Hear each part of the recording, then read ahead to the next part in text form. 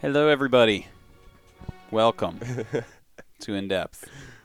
Episode number 16. Number 16 it is. Yeah. It's been a while. Sorry about that. But we are back. I'm going to be Indeed. regular as can be, like a bunch of fiber in your diet. Yeah. Yeah, it's been a while. So we were originally going to do Alpha Star stuff, but we're going to do ASUS ROG instead. Yeah. I think it's more fresh. Yeah. Very interesting results. We can do Alpha Star whenever we don't have tournaments and stuff. Yeah. No, I'm super excited to get into that and do some Alpha Star stuff, and we will be doing that in the future. We've collected a ridiculous amount of replays at this point, more than we could ever go over on the show for sure. But yeah, ASUS ROG today. So that's going to be really fun. Actually, neither of us have seen it. Yeah. So it'll be a little bit interesting. We have some expectations. I mean, we've heard good things about certain series, and we'll definitely be checking out the interesting results series that we think. Mm-hmm. We'll have to see what goes on exactly, but I'm looking forward to it. Yeah. Yeah. How you been? I've been good. I've been busy. Mm. It's been, a lot of stuff going on. Yeah. A lot of people at the house. I know, right? GSL versus the world. Yeah. Nation Oof. Wars voting. I mean, I'm ready to sell out. Vote Nation Wars voting. Vote for me. Oh, isn't it funny, tournaments that you vote to get people into? Yeah. I like Will being the drama popular. never end? I'm going to start drama with somebody so that I can get voted in. It's like start talking shit on M. Canning or something. Oh, damn. You don't want to go there. He'll get To you. drag you into. He will get you. So what were you saying about M. Canning before we went live again? What was that? I didn't say anything about M. Canning. I would never talk shit on that man. Yeah, he's scary. True American hero. Okay. So these reps are not numbered. There we go. Okay, Cyber Forest is the first map, then Acropolis. Okay. Well, are we starting with Stat Serral? Should we Oh, start? no. I meant to go to Serral time. Yeah, There you Serral go. time first. Still Cyber Forest. See, I wasn't going to screw Oh, that yeah, no matter yeah. what. Okay. So, Okay. I think it's time to get into this. Oh my God, I'm excited. Are you excited just based off of what I'm looking at right now? Yeah. Yeah. Ooh. It's pretty exciting. We're looking at 18-minute ZVT Yeah. on Cyber Forest. Yeah, so guys, definitely check out the ASUS ROG VODs or whatever. We downloaded the replay pack from their Twitter account, and very excited. We haven't seen any of this yet, so this is all new to us. We only know the results. What is that portrait? Is that a Reaper? Yeah, I don't know what that is. It's crazy is what that is. Okay, so wait a minute. There we go. Okay. So this is time against Serral. Yes. So immediately, I think just make sure we got this time has been getting really good in TVZ, and we kind of know this for a while, especially with Scarlet and him. They play a ton. I was talking to Sasha. She used to literally win every single game, and Yeah. it was like a roll. But given time and given practice, he seems to be getting much better. And she says she's a lot more scared of him now than she ever has. I think he actually took his first series in 14 series against her. Really? Yeah. What was this in? Or Or was it just practice I don't know. games? No. It was in a tournament. I'm not sure if it was the Chinese Team League or something, but he took his series, and it was, like I said, it was the first in 14 series or something. Oh, That's a scary player when you think about that. yeah. Someone who will lose that many in a row and just keep practicing, and then suddenly he wins, and it's like, oh, okay, This you actually really have to happens watch a out lot for him. with players that are really good. Like, they get smashed constantly over and over and over and over again, but they actually learn, and they actually get better mechanically. This is like what makes people champions, right? Eventually, if you lose enough to the best players, you will, stop losing to them, hopefully. Yeah. Well, you got to and put in. see it. We you already gotta put see in a your little bit, knobs. If he's taking games off of Scarlet, he's taking games off Serral. Like, Yeah. that's pretty scary. Yeah, absolutely. That's Oh man, That's pretty unfortunate. Why is it literally every single proxy racks either gets scouted so easily, or it's just like barely not scouting it? Those are the only options. They either get scattered or they don't get scouted. No, but like barely. Like, it's not like just missed it completely. It's like about to get it, and then but just a turns lot of the around. times they just barely see it too. Yeah, I guess you're right. Yeah, you're right. Yeah. It was too early for this. All right. Let's a little bit quicker. Yeah. Is this a 3-bunker wall off here, right? Or is it 2-bunker supply depot? I don't know, actually. I know this map is a pain in the ass for bunker rushes specifically. Oh! Good control. Good control. Bought enough time for the Lynx. 4 drones, probably not I'm that surprised that he actually committed there with those 3 Marines. That was pretty obviously not going to work. bad. Yeah. I mean, if you can get the bunker up, I guess it feels pretty good, right? But Yeah, but even if you do, like, you're going to lose the 3 Marines, right? sure. All right. Who do you take as being ahead here? How many drones were actually lost? Looks 21 to 21. But the thing is, like, Serral's got both queen. Wait, only one queen? Okay, maybe. Oh, 2 no, queens. Two, yeah. 2 queens. He's both queens. The CC is really late. I mean, I would put him really far ahead. So how does this go to 18 minutes? That's a great fucking question. 29 workers to 23. Like, it feels like all momentum is in Serral's hands right now. Like, even look, how do you clear creep and stuff when your Hellions are so delayed? Like, there's really no options here. And this is scary against a player like Serral, too, where you're, like, giving him all this time to do whatever he wants. And the thing is, too, it's not hidden. You know you have all this time. Yeah. Right? Yeah. Because you just push back a 2-Rax. Yeah. Like, sometimes it can work because you're like, oh, what if he hits me with this or whatever, but it's just not a thing. He just scouted the drop, too. Yeah, I think he doesn't care at all. Oh, you don't give a fuck if it's a 5 Marine without stim drop. Like Yeah. Well, I think that even time doesn't care here, to be honest, because it's like Serral's had so much time. You're not going to catch him off guard. You're not going to win because you sneak something into Serral's base of all people in a situation like this. It's true. He had to respect the possibility of Hellbat, too, because he saw the medevacs. Yeah. And I mean, I'm actually... How many drones do we have? 32 to 40. I'm amazed that this game goes on for so long. It feels like Serral's in a very good spot. Look at that creep spread already. Oh, he's in an amazing spot. Like, how do you even clear creep once it gets to, like, this part? Like, once you get to here, like, pushing through here and, like, clearing creep on the upside is, like, really hard to do that. I'm very curious how this goes out. What is our plan here for Serral? You know, this is kind of interesting, though, right? Because pushing from this high ground is really, really powerful. I almost wonder why Serral took that as his third and not the high ground. Why do you think? Most of the time you see the high ground taken as the third. Because just having this small high ground advantage is so nice, you know? Whoa. Wait. Whoa. Whoa. Yeah, I mean, I like it a lot more. Because the siege up here, kind of annoying, but... It's not as strong, though.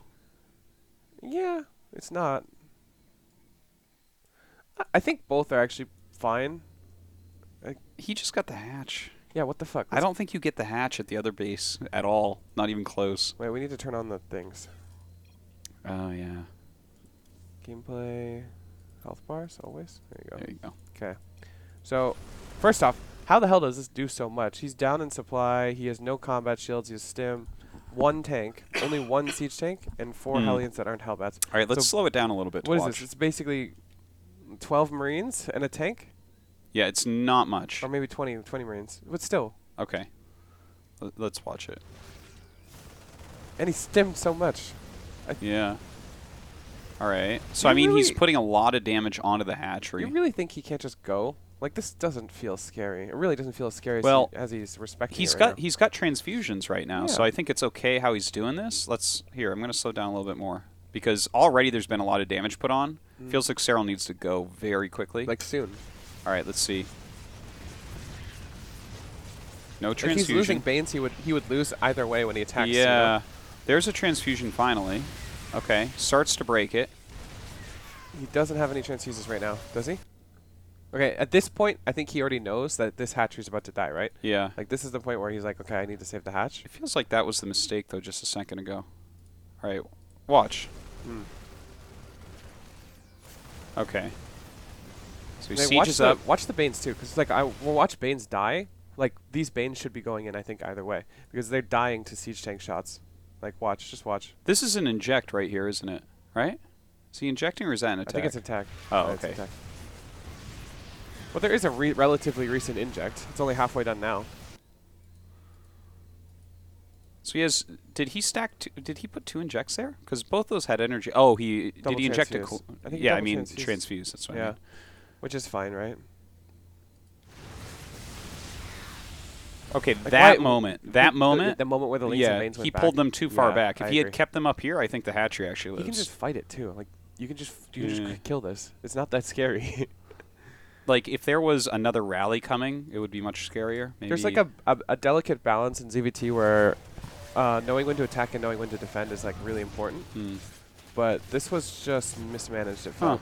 Yeah. He pulled back a little bit too far there. It feels like one of those situations where he could have just held it. 6:53. Now we know why it's an 18-minute long game. Yeah. Like, that's pretty sad. This is really, really hard to come back from, it feels, too. Because the problem is the Terran, unless he, no third CC, though. It's not like he has eBays going or anything. If that push was just shut down, this would be like the most incredible position for Serral, right? Like this base. The game would be over. You'd have to leave. Yeah, so I think he should have been a little bit more aggressive with the attack. He wasn't waiting for anything, was he? I don't think so. No. The Baneling's speed was too far off. He was never going to get in time. And you see how Time is like keeping this channel open? Like, yeah. The whole left side of the map is his channel, which is cool. That's kind of an interesting thing about Cyber Forest, because even the creep spread being so good, there's still like these channels of no creep. Like, you're never going to have creep here. Like, you know how far you have to push that? Like, that's actually, like, you would actually be easier to push it to here than to here. Yeah. Because you're going, like, you got to go out and then down this way. Yeah, that's actually probably, probably longer than just straight across like this. Wait, he knocked down the rocks? Yeah, okay. Serral did. Yeah. It's a smart thing. No, you should. I'm just double checking. Yeah, so he's clearing creep. This tank position's really nice. I love what Terran players are so good at. Like, he can have his Marines on the other side and it's covered by the tank. Lets him clear creep here. Yeah. I think this is actually what makes Terran players in TVZ so good. Like, the really good, like, looking at innovation, and you look at, like, some of these players that are just really solid. Yeah. It's like their tank positioning is so incredible every time. Yeah, very much so. Really, this tank is still alive. What was that? That was like a... Wait, we got to go back and look at that fight. What just happened? Like, what? Somehow the tank, like, survived? 2 kills, 3. This is like an absorption tank. That's what I'm going to call it. An absorption tank. That's an absorption tank. Look at, see that? Absorption tank. Yeah. Look at this tank is still alive. Wow. That was just like a terrible fight. The micro is very good. Yeah. Very strong micro for time. Time's control is really good. Yeah. He could actually win against all these Banes, I think. Look how low his Marines are. Pick up. Jesus, calm down, Bjorn. Yeah. Just give him the time to heal now. But yeah, like he's trading really well. If he had a third base right now, he'd be really set. Hey, why did Serral get melee before Carapace? I wasn't watching that earlier, but he did. It's possible that the costs 150 versus 100, 100. It's just that Carapace is so much better. Yeah, I agree, I guess. What is the upgrade? Doesn't make much of a difference, I guess, if it's no 1/1 or no +1 attack. Does it? Yeah. It's okay. I don't know. It's fine. I guess if you need the upgrade like faster, it's 150. If you're only mining on 1 gas, it's you can get a lair. Yeah. No, I get that part. Faster lair. Like, I'll take Bane speed and melee over Carapace. It's possible to do that. Yeah. No. I mean, if you're nailing it down like that, just Carapace is so good. I agree. I open up with Carapace usually, even though I'm a melee kind of guy. Yeah. Well, against Terran, it's like you need Carapace. Just die. He's very relentless with these Marines so far. It's funny that we just see the same thing like 4 times in a row now. Yeah. Just bring this down. He's going down his channel, as you call it. Kind of reminds me of PVZ, where like they just go with the Immortal Sentinel like 6 times. Yeah. you defend it 5 times. You're like, I'm going to defend it the 6th time, and then they just kill you somehow. And you're like, what? So he has a drop going to the main. Serral's doing a counter, though. I think this is good for time. Yeah, I think this is good for time. His main base is wide open. If these Marines had like any HP though, like I know, right? What is going on here? Oh no! If they had any HP. Yeah. Go back in. Good choice though to pick up. No, Sometimes you see people like, no, I deserve this, and then they lose all their Marines. It's like, wow. Yeah. Look at this. This is good. Time is just playing really well. I think if Time's economy was better, he would be like really far ahead. Like this third base is so late, 10:53, and it's not even fully saturated yet. So you can kind of tell that this is a designated pressure, as I would call it, actually. Not like my Mimi designated pressure. This is actually. It's kind of say. I mean, I think your designated attack. pressure means something else. Yeah. His control is really good. It's something. It's something else. Yeah. What do you think about Players who have really good control, when you usually would consider them having high ping on whatever server they play. Oh, like that's an it's an interesting thought, because I always thought about this. If you're like, say, from Brazil or something, your ping is like 300. Yeah. And then you go to an offline event, is it better or worse for your control? Like, yeah, that is a really interesting question, isn't it? What I've realized, actually, let me pause it for a minute, because I think it's a real question. Yeah. And it's something that I think about. The thing is, I see players normally that have high ping when they play. They adjust their strategies to fit it. For instance, you'll notice that, especially in early StarCraft 2, all the Chinese Protosses went Colossus, not Storm, because of ping issues. yeah. If you look at, like, for instance, It's really obvious in ZVZ.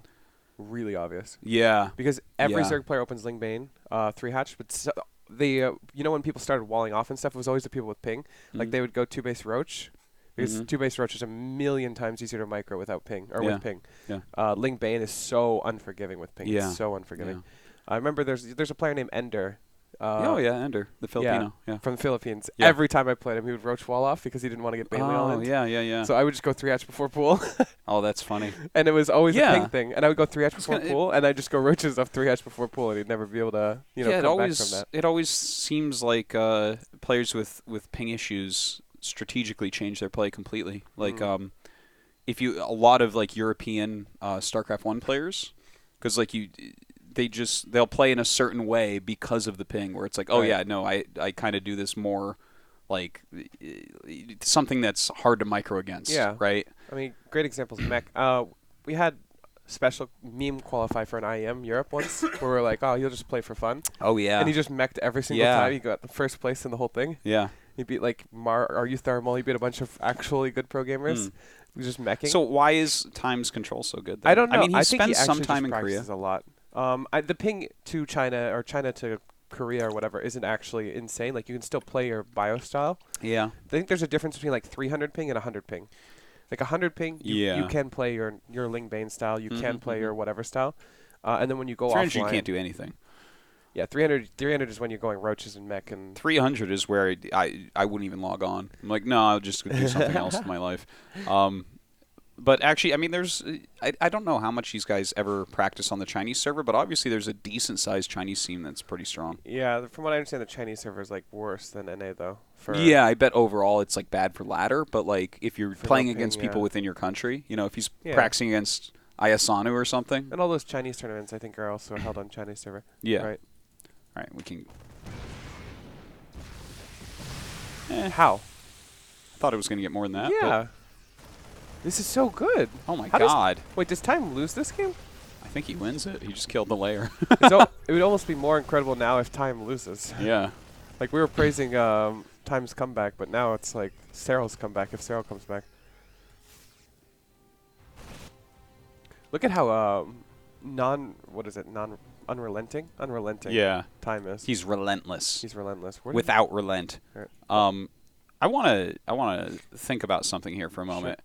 This move out, I don't like this. What? He just killed everything in the main. I feel like right now, all right, because you just did a lot of damage to Serral, right? Let's look at what he's actually got. Right? Yeah, his production is pretty crappy too. He's got 3 hatcheries. Most of his queens are in one area, right? He lost his spawning pool. I don't know. He didn't even remake it yet, right? I feel like if you just wait for these units to come back, like right now, if I'm Serral, I'm thinking about maybe counterattacking, like maybe doing some counter harassment. I don't know. I guess just watching this come out, you're like, well, if I'm going to play this out, I've got to restart my lair. How would Serral win from here? Wouldn't it involve surrounding this little army and killing it? Yeah. I think it would have to involve that. So I don't know. I see this move out, and I'm like, hold on, you just did so much damage. Regroup and do a big attack, because then you're gonna. Well, the thing too is you're gonna be making what you already ahead in further ahead.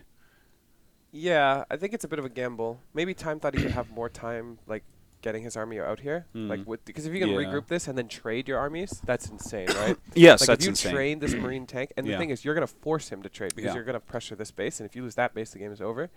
So he's trying to keep the momentum going on right now. It's a little bit of a gamble, I would say. I don't know if it's a bad call fully. I mean, I feel like he's so far ahead. These Banes go across the map, right? Yeah. There's a siege tank, there's Marines. Yeah. You can lose these 8 SCVs or whatever's on the low ground. It doesn't matter. Because in the end, you're going to trade for a third, possibly. Yeah, no, I don't disagree with what you're saying, but let's say that Serral took every unit he had and went here. Okay? That would be great, yeah. That would be amazing, right? I agree. If Serral was a map hacker, that would be amazing.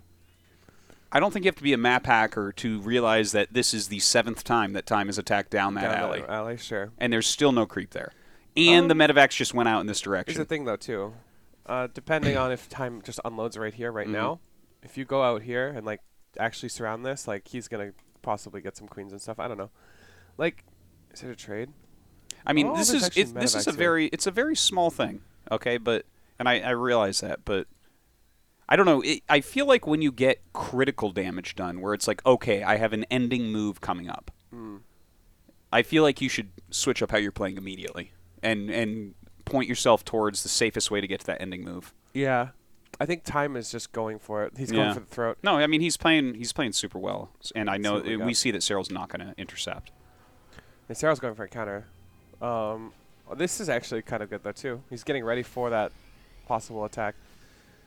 Another way of just dealing with this would be just to crush this army, too, right? See? He did bring these units over a little bit late. Yeah. Well, he's just going to surround this. That's what he's doing. And this is actually going to get dominated if he does go for this round. It feels like, whoa. Like, why isn't he better, in position better? It feels kind of weird right now. Even like now. Serral? Yeah. Like, if he had the better position like a minute ago when his army was here. Because you're killing the reinforcements, and then you can go for the surround. Yeah. But right now, it feels like this army's backed up into a weird position where now this huge tank can hit all this. And this army's just in the middle of nowhere. Like, is it going to come this way or this way? What's the plan here? Maybe he wants to draw the Marines. And the thing is, the Marines are not... If the Marines went... Marines are never going to go further than here. That's, like, this if they did, though, then that group up there would be amazing. If they did do that. Yeah. Like, if he starts chasing never, like, queens... Chase the buy or the Ling Bane this way. Like, right? On yeah. creep. He's going to... Like, his only goal is to kill the hatch, just like before. Let's see what he does with the flank. It looks like it's actually going to come through, here.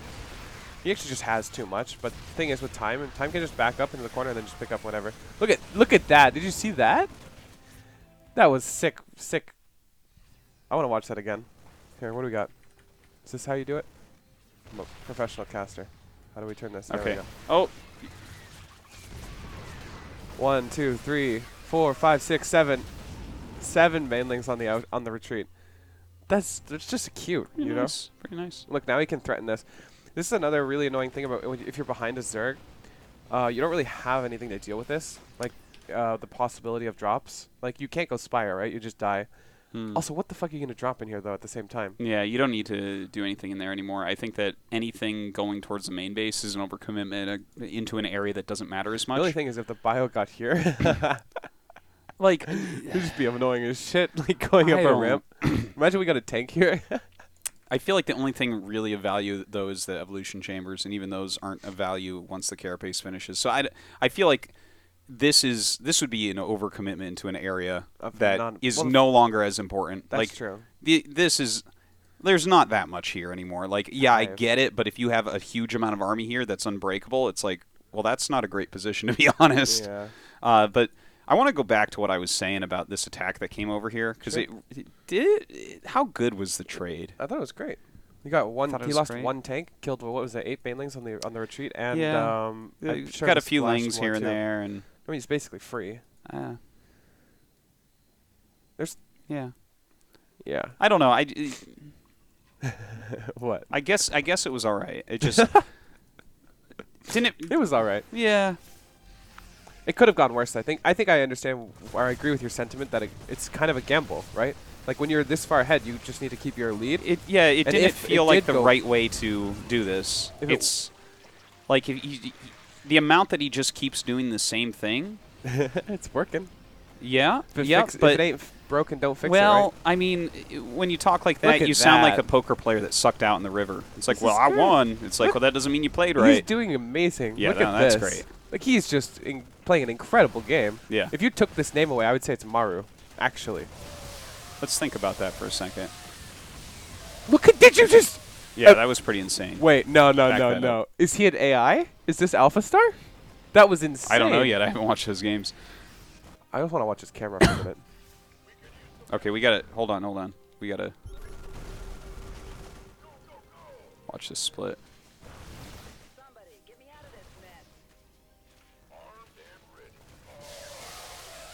1 Marine.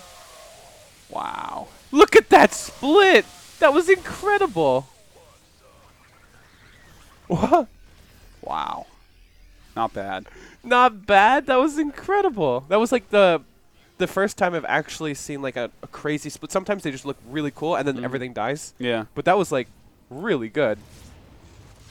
I think he did lose the medevac here, but whatever. Oh, yeah, that doesn't matter He won at all. style points at this point. Yeah.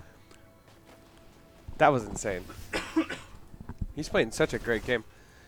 This is so either Maru or innovation style. This feels really innovation, like not taking these gases, third base, like no fourth. I was going to say, it does feel a little bit more like innovation. Kind of like a combo though, because that would be something Maru would do with like the crazy splits and like taking engagements, or kind of Bjorn. He's like a mix of 3 players. Yeah. Well, if Bjorn was in the military, I actually might suggest that it's Bjorn, because he does continually do the same thing, and like his units are getting so weak and he's still microing them, which are like very Bjorn things. Whoa, whoa, whoa, whoa, whoa. Could you imagine the game just ends like that? He loses every medevac. Yeah. All the tanks and Marines. That would be the worst ending ever. Yeah. It's pretty crazy. He literally is doing the same thing over and over again. Oh, yeah? Yeah. 3 kills. A tank is a badass, by the way. Yeah. It's not a lot of work. It only has 3 kills, but it has infinite defense points. I like this. I like this a lot, how he has Marines pre-spread back here a little bit. Oh, yeah, this is perfect. It's amazing. Oh. Oh, my God. Okay, let's watch what happens. Absorption tanks. Oh. Oh. I mean, like... If it is it just me, or does it feel like Serral's taking, like, worse fights than he normally does? Yeah, well, I think he's in such a bad position that he almost has to. It's not like he has the economy to get into anything else. That's true. But it feels like Baneling's running into tanks and stuff, like, unnecessarily. But I guess if you retreat, they die anyway. Yeah. Well, Well, if he doesn't kill them quickly, the tanks just get more and more value.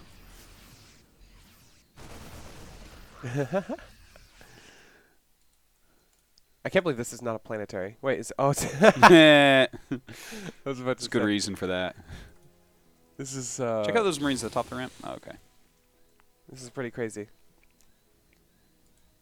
Imagine this being game 1 of the series. Oh, look at this. No, it is he's game getting 1. punished. Yeah. I know. Like, what a crazy game 1.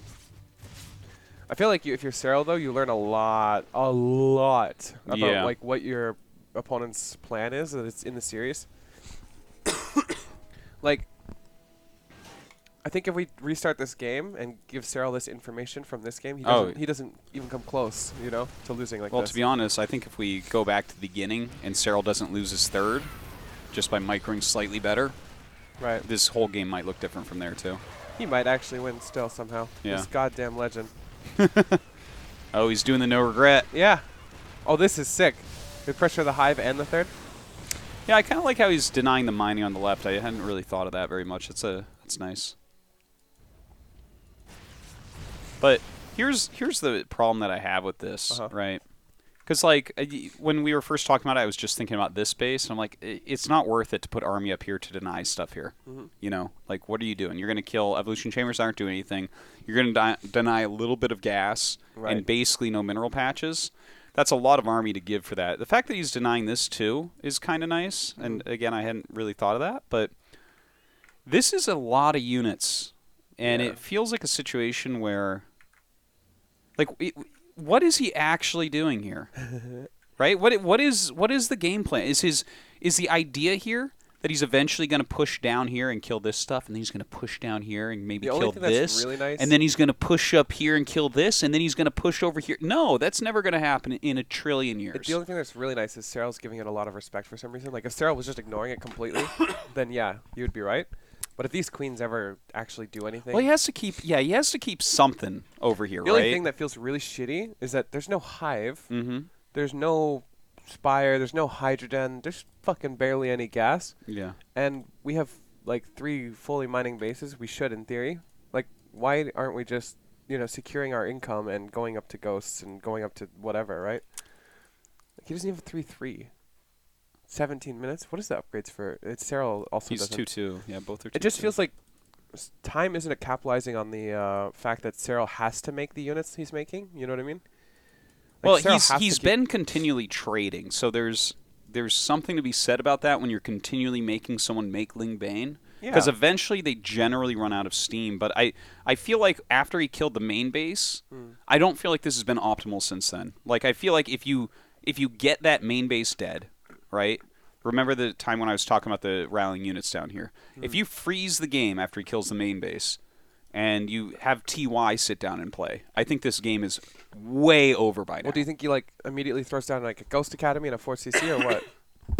Well, I think what TY would do would to bring all of his units home and secure everything. Yeah. And just like have a very solid Well, then, play from there. if you do that, and I think you could theoretically push up here again, but like, and not to give disrespect, this kind of reminds me of when we were talking about Scarlet trying to finish Maru on that map, where it's like, okay, you can trade at slight disadvantages or just tiny advantages or in these kind of weird situations, and it's hard to call it wrong if you end up winning. But I don't know. Those parts didn't feel right, and now this drop thing in the main doesn't feel right. Yeah.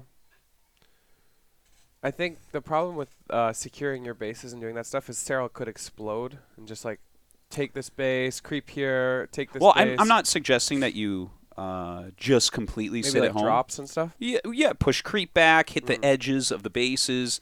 It's just the fact that he just continually rallied down, and now he's denying bases that are almost mined out, and I'm like, oh, this doesn't seem like the best use of what you have. This was a 3-base all-in that's gone on too long. Yeah. He never planned to get 3-3. He never planned to take a fourth. He never planned. Like, he's doing enough damage to keep the game going, and that's the problem. But he never had intention to play a late game against Serral here. I think. Yeah, no, I think you're right. And I think he kind of overcommitted on the attacks. Like, he didn't really plan. Like I said, he didn't plan on changing it up. It was just a strategy that's supposed to end the game at 12 minutes. Now we're at 17, 18 minutes, and he's just kind of desperate on ending the game still. Yeah.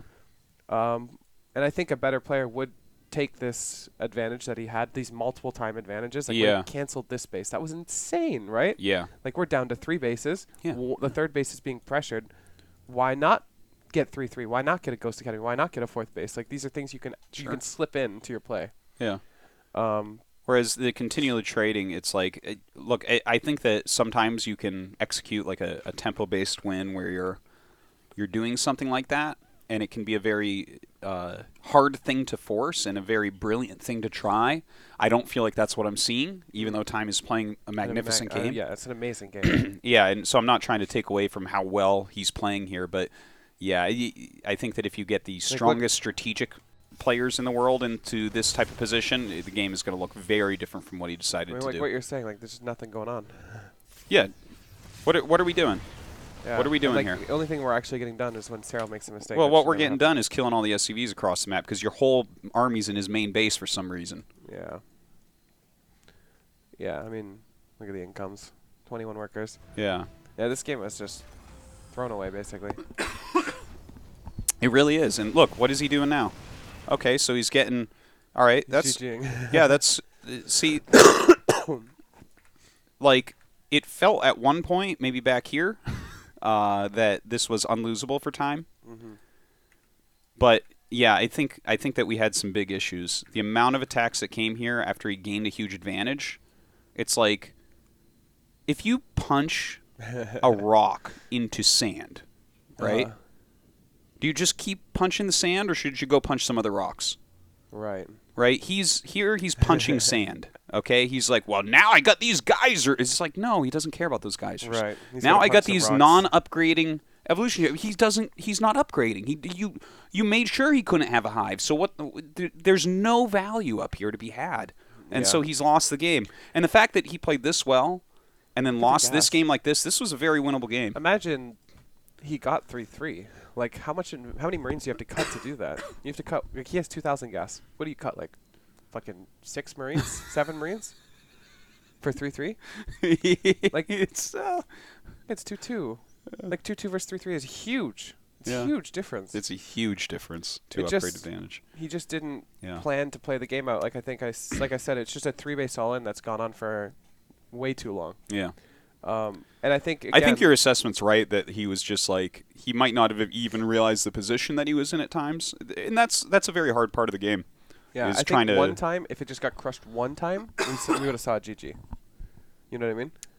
Like if Time's first army attack. just got crushed one time, just one time throughout that period of the game, we probably would have just saw a GG. Yeah. But because the trades were so even and he was doing so much that we Yeah. just kept seeing the game continue, Mhm. because it wasn't a GG period for either player.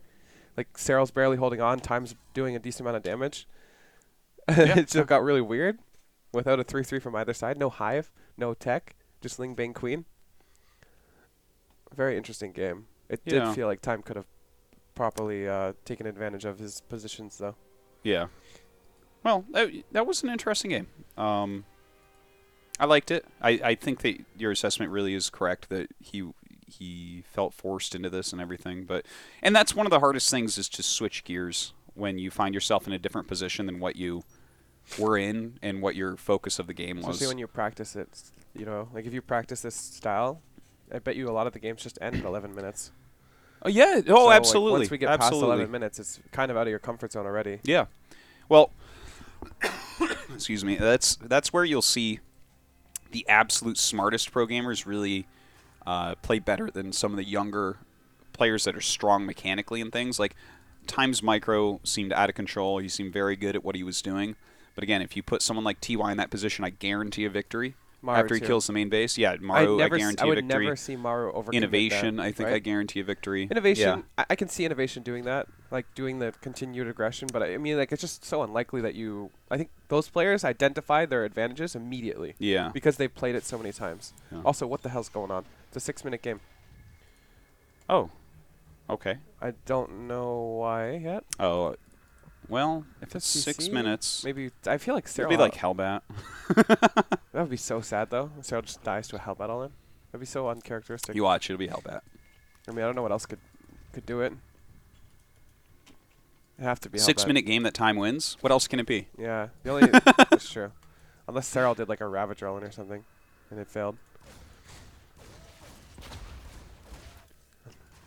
Oh. Oh, second racks. Okay. Okay. I mean, this still could be Hellbat, I guess. Be a weird looking Hellbat. What? Third CC. Okay, now I'm really confused. Maybe like Serral disconnected? No, I don't think so. How do you die to 3 CC anything? Like, just no? I don't know. This is just weird. Yeah. Also, what is this build? The canceled Tech Lab into. It's like a 2-1-1. Oh, wait, this is a 2-1-1, I think. It's kind of a fake 2-1-1. Because you see the factory with the reactor. That's why this one's so far back, you know, because this is kind of supposed to be hidden. Like, Yeah. if you came up here, you'd see a stim racks and a factory, and it looks fine. You may even see the third CC. And then all of a sudden, like, 2 medevacs full of Marines come out from the nowhere. But there's no starport Well, he yet. just started Oh, the there it is. starport. Yeah, it's actually just a fake 2-1-1. Actually, I think So TY this does ends in a minute and 40 seconds. It looks like the 2-1-1 just kills Serral, by the looks of it. I guess so. I'm surprised. What has Serral seen so far? Nothing? Okay. Well, Interesting. he ran up to the front. He saw like the Hellion count a little bit earlier. He's third CC. I mean, Oh, he's not okay. scared. Look, there is an armory on the way, so it's going to be Hellbat, Hellbats. Marine. Stim, too. Yeah. That's interesting. Okay. Look at the timing on this. This is going to be sick. This is sick scary, because think about it. Even if you hold this, Yeah, look at five that. Five Hellbats and 2 medevacs full of Marines. with 16 stim. Marines. And there's no banelings at all? Yeah, he's just making them. Yeah, he's just dead. 22 lings? Yeah, 22 lings, as last I checked, doesn't stop this. No. I don't think 22 Can you lings would confirm that? I don't Like- think the 22 lings would stop this. Okay? it wouldn't stop this right Yeah. there? Yeah, I think you're right, actually. Especially when they with 2 turn into medevacs? Hellbats? Yeah. Oh, God. Okay. I've seen the timings like this, but this is scary.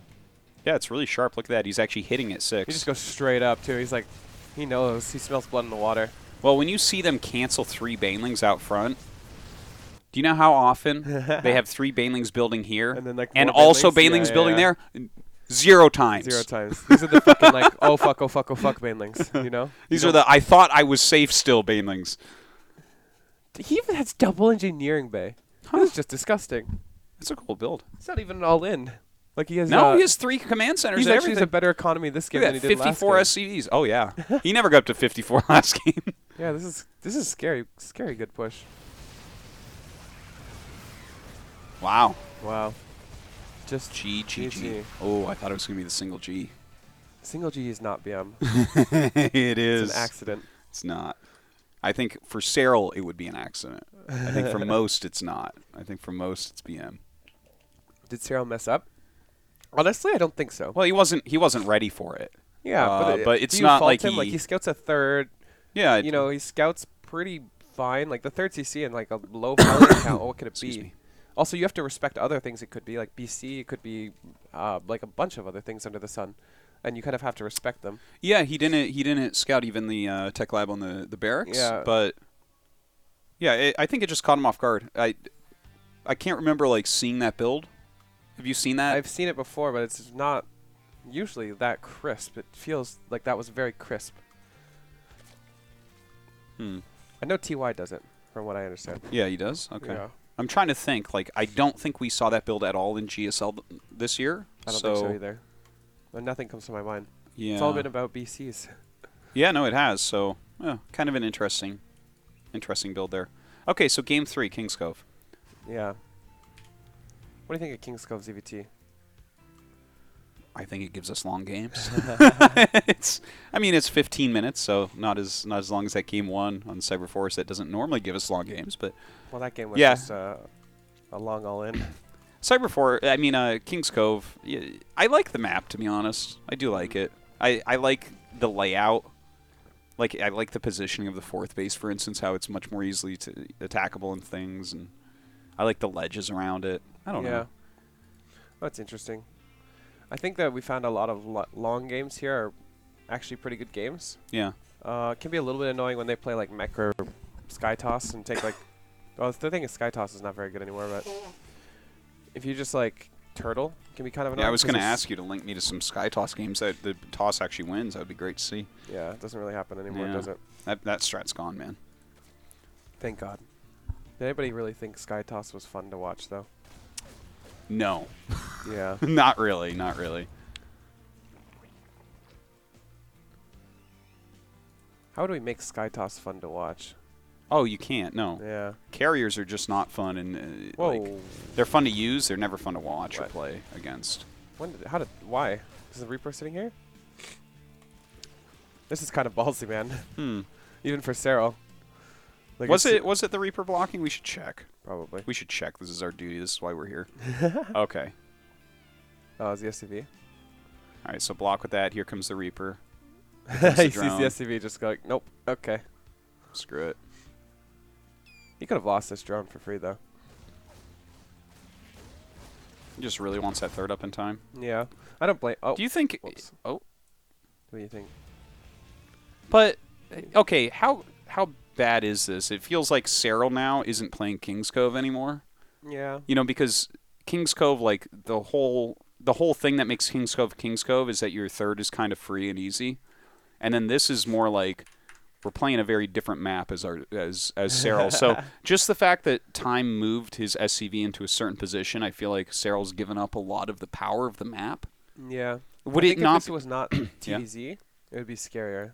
You know? Like, you get creep out here quicker. I mean, you can take the space later. Yeah. It's really wide open. Yeah, I mean, yeah. It's not ideal, don't get me wrong, but it's actually kind I of just nice 'cause wonder if it's okay to back up, maybe just start an additional queen and then just go slightly think it's later okay. 3rd. But I also think this is okay, too. Yeah. Especially if you're... I don't think it's bad, but You go into Lib, too. Like, Lib, what are Libs going to do? I feel like you're just... Like, you're going to come back here? Yeah, that's pretty fair, actually. And actually, I think Libs here are way more annoying than here. Yeah. I can get on board with that. It feels like Time isn't really playing what happened, you know? But it's okay. Well, what else is he getting with this? Just Liberator? Okay. He's going to get a 3rd CC, Yeah. most likely. Yeah, it looks like it. I don't see any... you know, the only time you don't see 3rd CCs is when you plan on ending the game, and we don't see that happening anytime soon, I don't think. Unless we see an Armory, which we don't. Well, a consistent Hellion Liberator. I like this melee nest.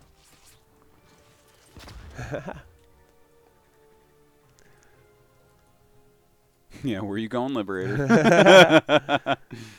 There's It would be nothing too there. funny if you sieged right there. That would be funny, yeah. Okay, there is the third CC finally. I like how Terran players don't rush it out anymore. Like, they used to just get it really fast and not Mm. really care. And then the Zerg players would just take a million bases. Mm. But now when they delay it a little bit and they get, like, this kind of pressuring squad, the Zerg players have to show respect because sometimes it's not 3 base. Oh, whoa, whoa, whoa, whoa, whoa, whoa, whoa, whoa. Ouch. Damn. Somehow these Lings don't just win the fight too, but sure.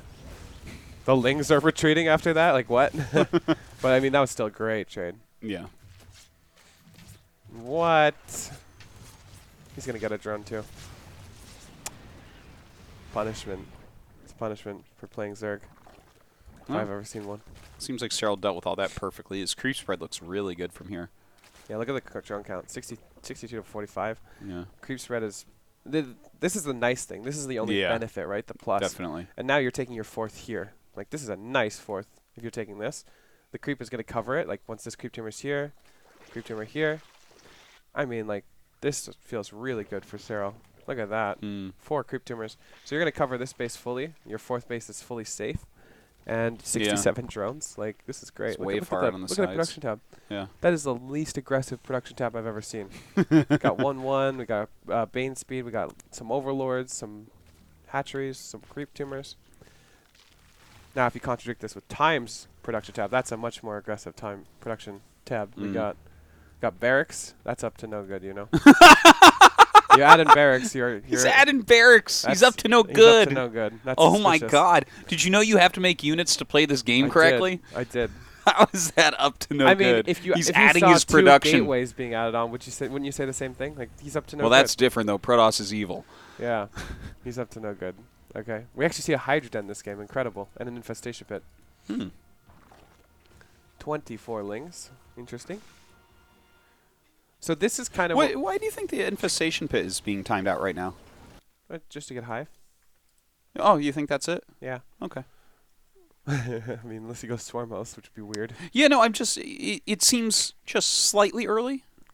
A little bit. I mean, I feel like if usually because you're trying to time it out.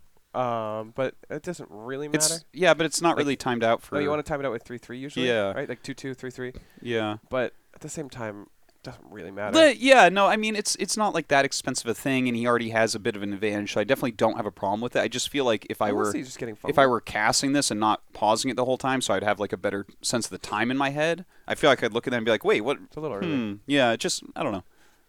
Maybe he does. We'll see if he go does anything straight into, fungal. Like, you don't rush out ultras or something, right? That'd be weird. So unless you go for vipers. Well, I mean, I definitely don't mind so this is going actually into what ultras you quickly, wanted. to be honest. The other game, What? right? Like, he's securing his bases. He's taking a fort. Kind of, that's what I wanted. Well, and he looks like he wants to do drops. Well, I think that this game is so different, it's hard to compare. It's once he did the damage and killed the main base that I thought he should go into a position like he has now with these types of moves. But here it's like he's got to do it here like this. He has no... Like, the Hellions and Liberators he lost early on, I don't feel like he's had any opportunities since then to do anything, you know? Right.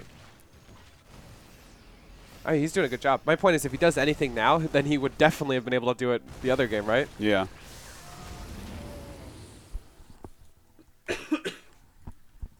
Armory a little bit slow. See, right now he hasn't done any... Okay, there's the hive. Okay, yeah. okay. I was going to say, he hasn't done anything with it yet. So you're right, but... Okay, and there's the Spire. You see 2-2. Yeah, he's going to go for Broodlords. There's 2-2. Yeah, I like it, the second factory. This is actually so interesting that... I feel like the Armory is breaking my heart a little bit. Could have kept his upgrades ahead. Is it still no armory? Oh, no. No, he has it now. Yeah. It was a little bit late, though. His 2-2 should be ahead of Serral's based on correct timings. Yeah. I mean, it feels like right now time is definitely playing a slow game. It's interesting because it's so contradictory to what we saw the first game. Like, this is almost like a different player again. Yeah. Like, well, that's good that he's showing that type of more range. of an Inno, like the first game, and now we're looking at more of a TY / you know, someone along those lines. Maybe a Maru. Well, what we're looking at right now is Innovation 100%. Really? Dude, I tell you what, if you go watch a bunch of Innovation TVZs, 80% of them are going to be 2-2 timing attacks with lots of tanks against the Hydra Lingbane. Oh, you think this is a timing attack? Yeah, no, I think he's going to push out really strongly at 2-2. He's up to even more no good now. Yeah. That's 3 more barracks. It's called macro. But, yeah, the way that he added his 2 factories and everything, I think for certain what you're trying to do is hit 2-2 massive tank push against Lingbane Hydra. But it seemed, I mean, he's trying to push the creep back a little bit, but Serral's doing a good job keeping it out there. You're right, because we don't see Ghost Academy. Ghost Academy would be a immediate thing. Thank you so much for 5 gifted subs, by the way. Appreciate you. Yeah, thanks. Yeah, and if you also look at the gas count, for no gases on the 4th yet. Yeah, these were probably going to be tech labs, I would think. I'm just so good. You are so good. So good. He's up to no good. That's how I know. This barrack's just not going to do anything because it's too close to this one, and pressing F or L and moving it here is too much APM. Yeah. So we just leave that one there. Right, so he's trying to pick off creep, which is exactly what you should be doing in this situation. He's trying to make a channel. Oh, he gooped the +2 attack. That's awesome. What? Oh, he did. Yeah. That's awesome. He gooped. What a good move. Look at this. This is actually just the gooping overseer. Dude. Yeah. That's where it's sitting. It's the gooping one. That's actually really cool. Yeah. Okay, I want to talk about that for a second. Build like 3 of them and just sit them all here. Yeah, if the eBays are sitting there, because okay, so look, guys, here are my thoughts on this, and I'm very opinionated about exactly this, right? Because I remember when Lingbane Hydra started getting used against Terran, it became at that time at least, it became pretty obvious that the best counter you could do was a 2-2 factory siege tank marine push. Like a max timing. Yes, like a maxed out timing where you're, as soon as you have 2-2, you're pushing out and you're just nailing them because you have a lot of siege tanks and the Hydras have a hard time against that. And for a long time, that's what we saw. People like Innovation, TY, etc. And then, of course, if the game goes on, you're going to be getting into Ghost Liberators, whatever. Right. Now, this goop, to me, is amazing. Okay, because first off, Serral's done a great job of keeping his creep out as far as possible, because that's something you really need to do against these timing pushes. Hey, do you see the production tab, by the way? Just to yeah, no, I definitely do see it. I'm talking about the Terran one mostly. Oh, this? No, left to it, 1 through. Yeah, I mean, it's just like yeah. What happened was he sent that medevac drop out to clear creep, and he just realized he's like, I'm not getting this channel. Like I'm not going to be able to actually attack without clearing creep constantly. Yeah. So immediately he throws down a bunch of starports and a fusion core. Well, you think this is for Liberator or for Battlecruiser? You think straight up? Yep. Okay. He's going Battlecruiser. Nobody goes triple starport libs. Well, he might add some. I could see him getting into libs based on his current unit composition. Now, though, too. Well, he already has a reactor starport. Yeah. It just feels more now meta to go Battlecruiser too. It does, but at this point with this unit comp, I don't like it as much. But I could see it. But here, let me finish this point here about why this goop is so good. I'm All right, ready. so it might be hard for Serral to know exactly where these are, but based on the actual timings of the eBays, he should assume that it's just about to finish, because his upgrades are actually supposed to be in front of Serral's, but he forgot his armory. We mentioned that briefly before, which means his push is just about to hit. Okay, so just gooping one of these and making it a little bit slower, plus making his creep spread, stay as far out as possible. It's a really good move, because right now, if Time had played this perfectly, his 2-2 would be finishing right now and he would be moving out. Right? Yeah. And obviously we see he's adding on a lot of other things. I think you're right. He's figured out he can't nail the push.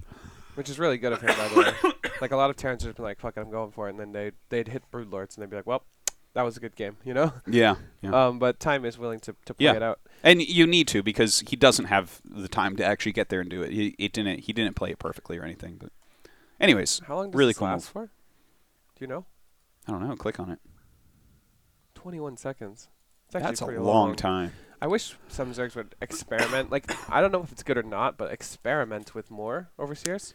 I remember years and years ago someone did.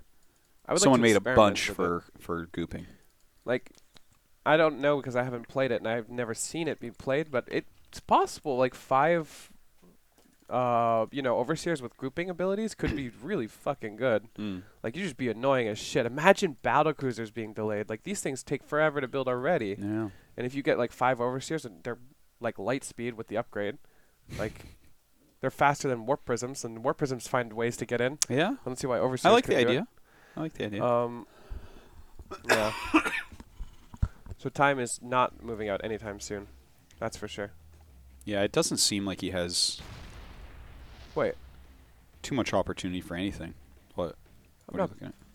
Huh? Nothing. Wait, he doesn't. He doesn't have combat shield.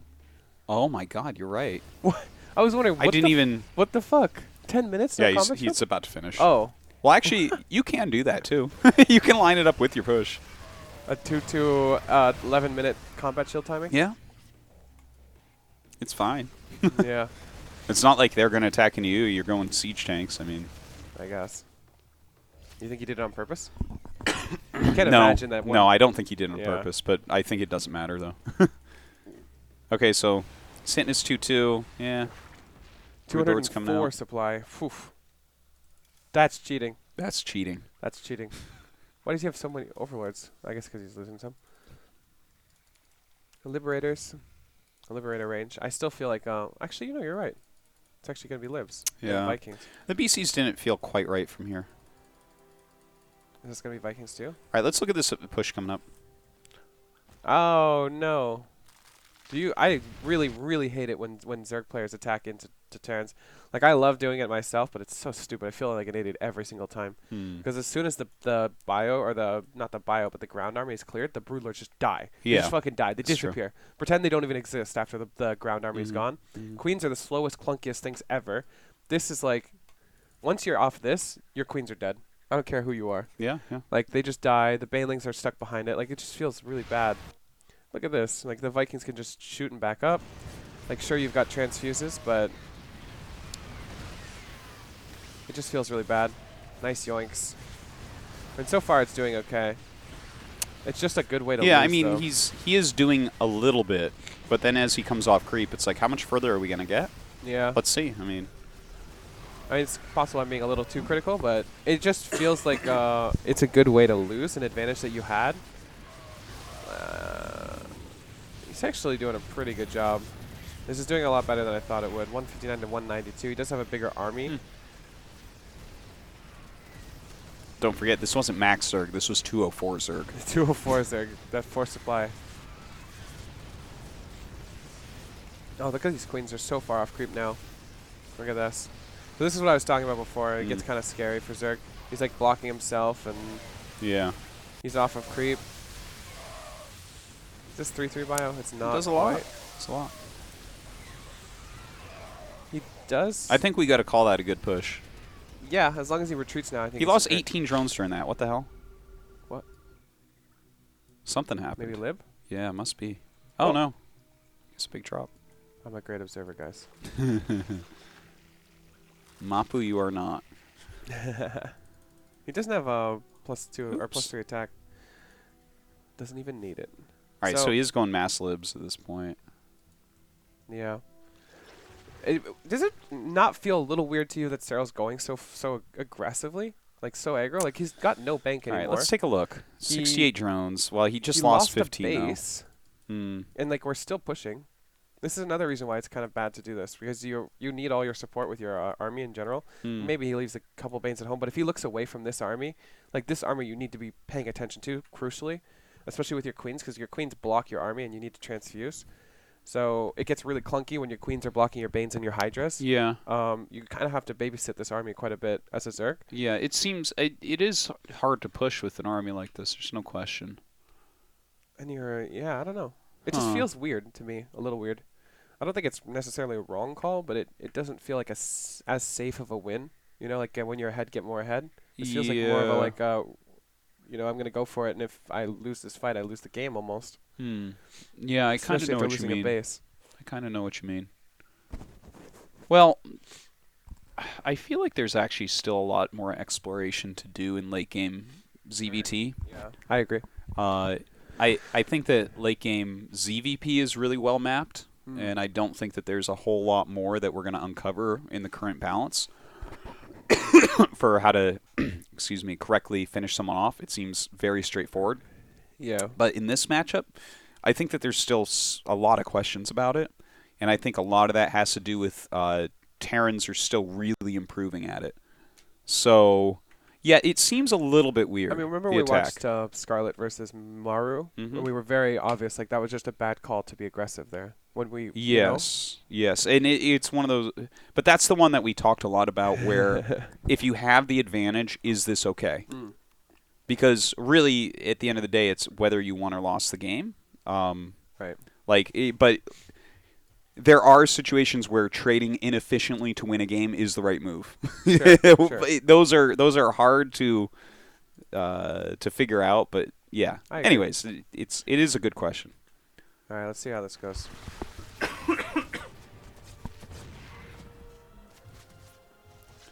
It feels like also time has like one objective, not die.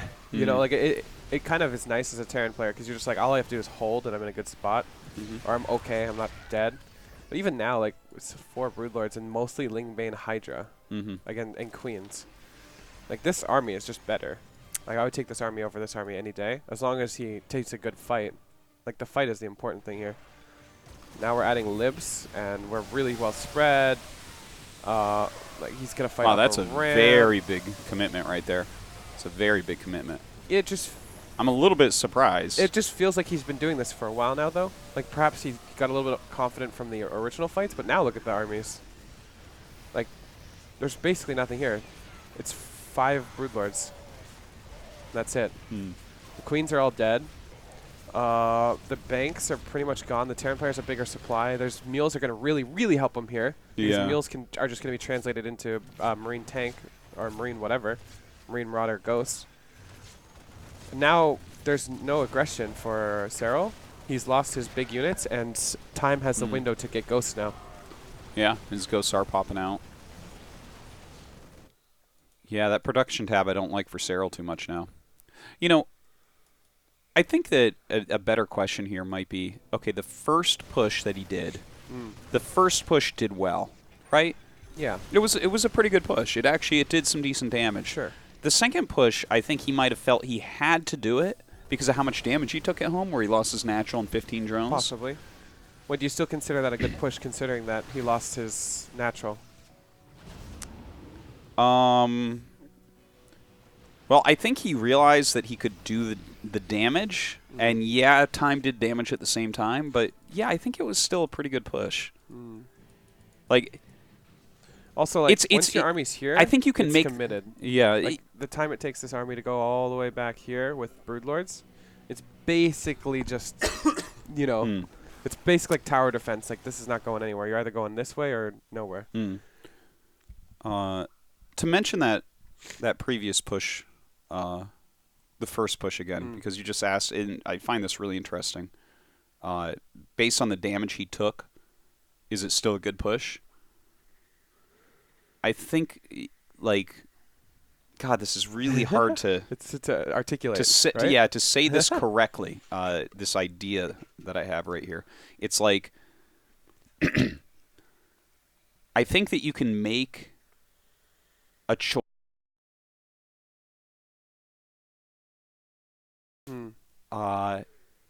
And have your opponent do something to you during that choice that messes you up, and still your choice was a correct choice. It's just your opponent did something very well also. Like, you can't stop everything in StarCraft. You can't do it. No. And you can't even play in a way that stops everything, and when you do, you'll start losing all the time because then it's not strong.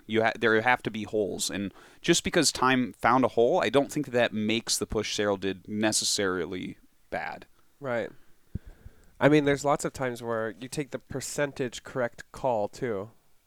I don't know what they're talking about because audio cut out. It's not like we can see our mics jumping up on OBS. Hello. Wait, don't talk.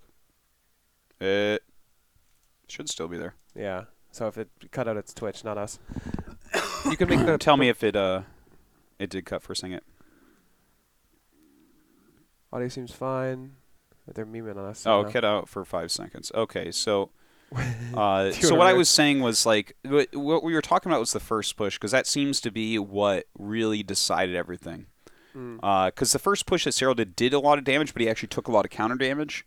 So I was saying that it feels like I think you can make choices in StarCraft to do moves and do things where it can be right, and your opponent can do something else to you at the same time. Perhaps you didn't like foresee that. Yeah. In your original equation.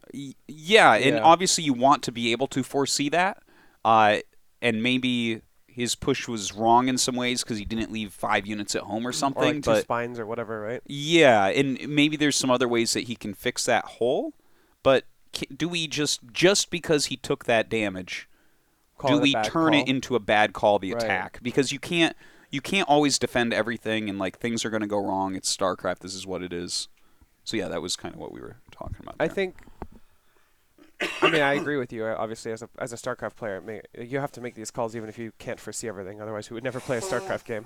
I think sometimes, for example, like this map is good for 12 pool. I'm going to do it, and they open 15 pool. And you're like, well, fuck me, you know, because it's a good map for 12 pool. They open 15 pool, and I didn't foresee that or whatever. Yeah, like there's tons and tons of like percentage. Like I think this is a percentage good call, and then it happens to be really bad. And even still, we wouldn't say it's really bad, but it's game ending. It's game losing. Yeah.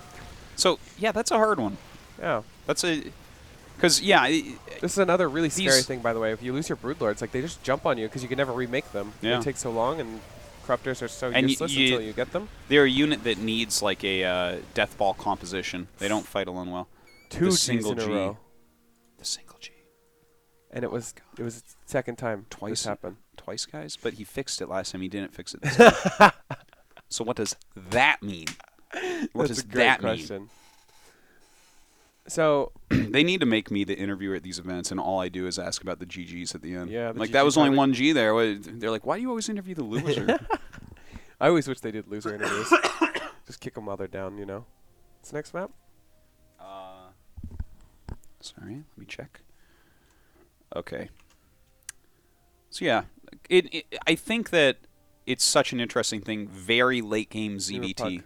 And there's so much more that we're still learning about it. So I am slightly undecided on these pushes still. Yeah. Because we see some that are good and we see some that are bad. If that push did not happen and we consider Serral the better late game player, he would have been fine. Yeah, I think if he would have just taken more bases, got spines and spores everywhere, and just chilled 33, like play a normal TVZ. I think Terran players consider this matchup Zerg favored in the late game, and I don't know if I agree 100% because there's still, like we said, there's so much development. Yeah, but there's so much development from the Terran side. It does feel like in the current meta right now, Zerg is a little bit strong, but I think there are ways to work around this as Terran. We just need to give it time, and it's definitely not strong enough that we're just like, well, that's an auto win for Zerg. Like we've seen late games just go to the very end against Serral. We consider the best Zerg player in the world, and innovation just dominates, you know, or whoever just dominates. So we just need time to fully develop the meta, the late game meta. I want to mention also those types of attacks that we just saw, like that Broodlord kind of timing-ish attack. We saw those for a while where people were going siege tank-based play, like you would sometimes try to hit right before they could switch in their air, and that was a very powerful way to play for a little bit. What do you think about this shit? I feel like it's so trash. Oh, yeah, we can talk about that in just 1 second. But I think that as it continues to develop, and as we, like, let's say that there's no patch and people just keep getting better for another 6 months or something, I think that those attacks will go away. Yeah. I think that we will eventually figure out that they're not good. It's like but maybe they are kind of good still. Yeah. Okay, so yeah. It's kind of important in StarCraft to test the water. Like I said, it would be nice if we just had someone, a pro gamer, just try to leave 3 Overseers here, just fuck with you, you know? Who knows, right? And 3 Rax Reaper coming back is also like testing the waters. It's 2 though. It's 2, it's even weirder. Yeah, that's because I thought we were going to have a nice talk about 3 Rax, because I know more about the 3 Rax Reaper in this situation. Even any Reaper though, I just feels trash. Well, the 3 Rax one, like when we saw those games from Uthermal, those were looking awesome. Those games. They were, but at the same time, I felt like Laser just kind of given to him a little bit. To be fair, that was when we first saw it come back too. Yeah. I'm really not minding this though, because it looks like 3X and it's not. and he gets a really fast nat, right? Yeah. What's the worker count right now? 24. He's up in workers. There's a spine crawler being built, which he's fucking with. It just kind of feels good because Serral can't confirm if it's 3x, right? And it looks like it. It seems all right so far. Yeah. I'm a little bit sad that he is bottom left and not top right, because it would feel a lot stronger if his add-ons weren't endangered, you know? These queens are so close. I just want to go for it. He's going home. Starting to make Marines. No add-ons yet. Serral knows. He knows everything. This is the one nice thing about playing against Reapers is your overlords are fine, usually. Yeah. This overlord's actually going to die. How it's those about 28 workers, 19. Yeah, it's not bad right now. We're production tab. Surprised the slow add-ons on the Raxus. Oh, yeah. It's this variant. I don't like this variant. It's interesting build. Yeah, it's kind of weird because usually you attack with the Reapers and the medevac, healing them. Do we have a mailing list? We don't yet. This is an interesting build, though, yeah. Yeah, because you can use the grenades to really mess up the Hellbat, or the Baneling defense on the Hellbats. Oh. Yeah. Oh. If these Hellbats had a little bit different RNG, this probably would have gone really, really in his favor. Ah! I know. I mean, every Reaper died, though. This is a really, really good defense. Yeah. This is when you start your drone production. He's built quite a few lings, though. Now it just feels like all the momentum is in Serral's hands again. We don't have stim. This is a 19-minute game. Oh, God. Well, Mac, he's showing, like, a big range. I really like his range. Yeah. I'm wondering if it's bad, though, because of the range. Like, is it ever bad to spread yourself thin on many different strategies? Or do you think he's That is a great... Yeah. That is a great thing to think about, actually. It's actually something I've been thinking about a lot lately. It's like, how much do you go for breadth versus depth in StarCraft? Yeah. Now, I think for players who are not pro gamers, who do not make their living off the game, you should always go for depth.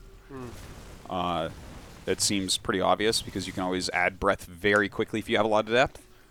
But, yeah, that's... Like, do you think he can actually perfectly execute all these styles? Like, no, you can't. Like you can't be equal with all of them. It's just impossible. You know, we see that all the time. Serral is feeling more and more.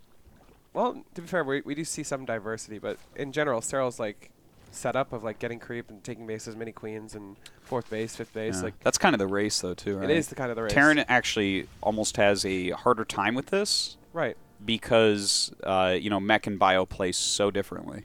And even the way you take, if you take 3rd versus just being 2-base timings, and there's just infinite amount of like diversity in Terran. I think this is why we talk about this race being so hard to play. Yeah. In general. Yeah. It's because there's so many different reactions to so many different styles. And yeah. It's in Zerg in general just plays very reactively to what you're doing. So. And the compositions are so much different. Whereas, like with Zerg, you actually can use the same compositions against Protoss and against Terran. Yeah. And then against Zerg, I'm like, oh my god. Fucking god, we have to go back. How did we not see this clip like a million times already? Like, what the fuck? I haven't been on Reddit, but this is crazy. Oh my god. We gotta watch it one more time, this time with everyone's vision. Actually, no, let's watch with Serral's vision. And then we're going to watch it with everybody's vision. Then we're going to watch it from the observer's vision. Yeah. Damn. Oh my god. This is so sick. I think we Mapu. know our Mapu. I think we know our thumbnail. Yeah. Oh my god. That's insane. Oh my god. I can see why Mapu as our observer. He's so good. That was crazy. Yeah. That was crazy.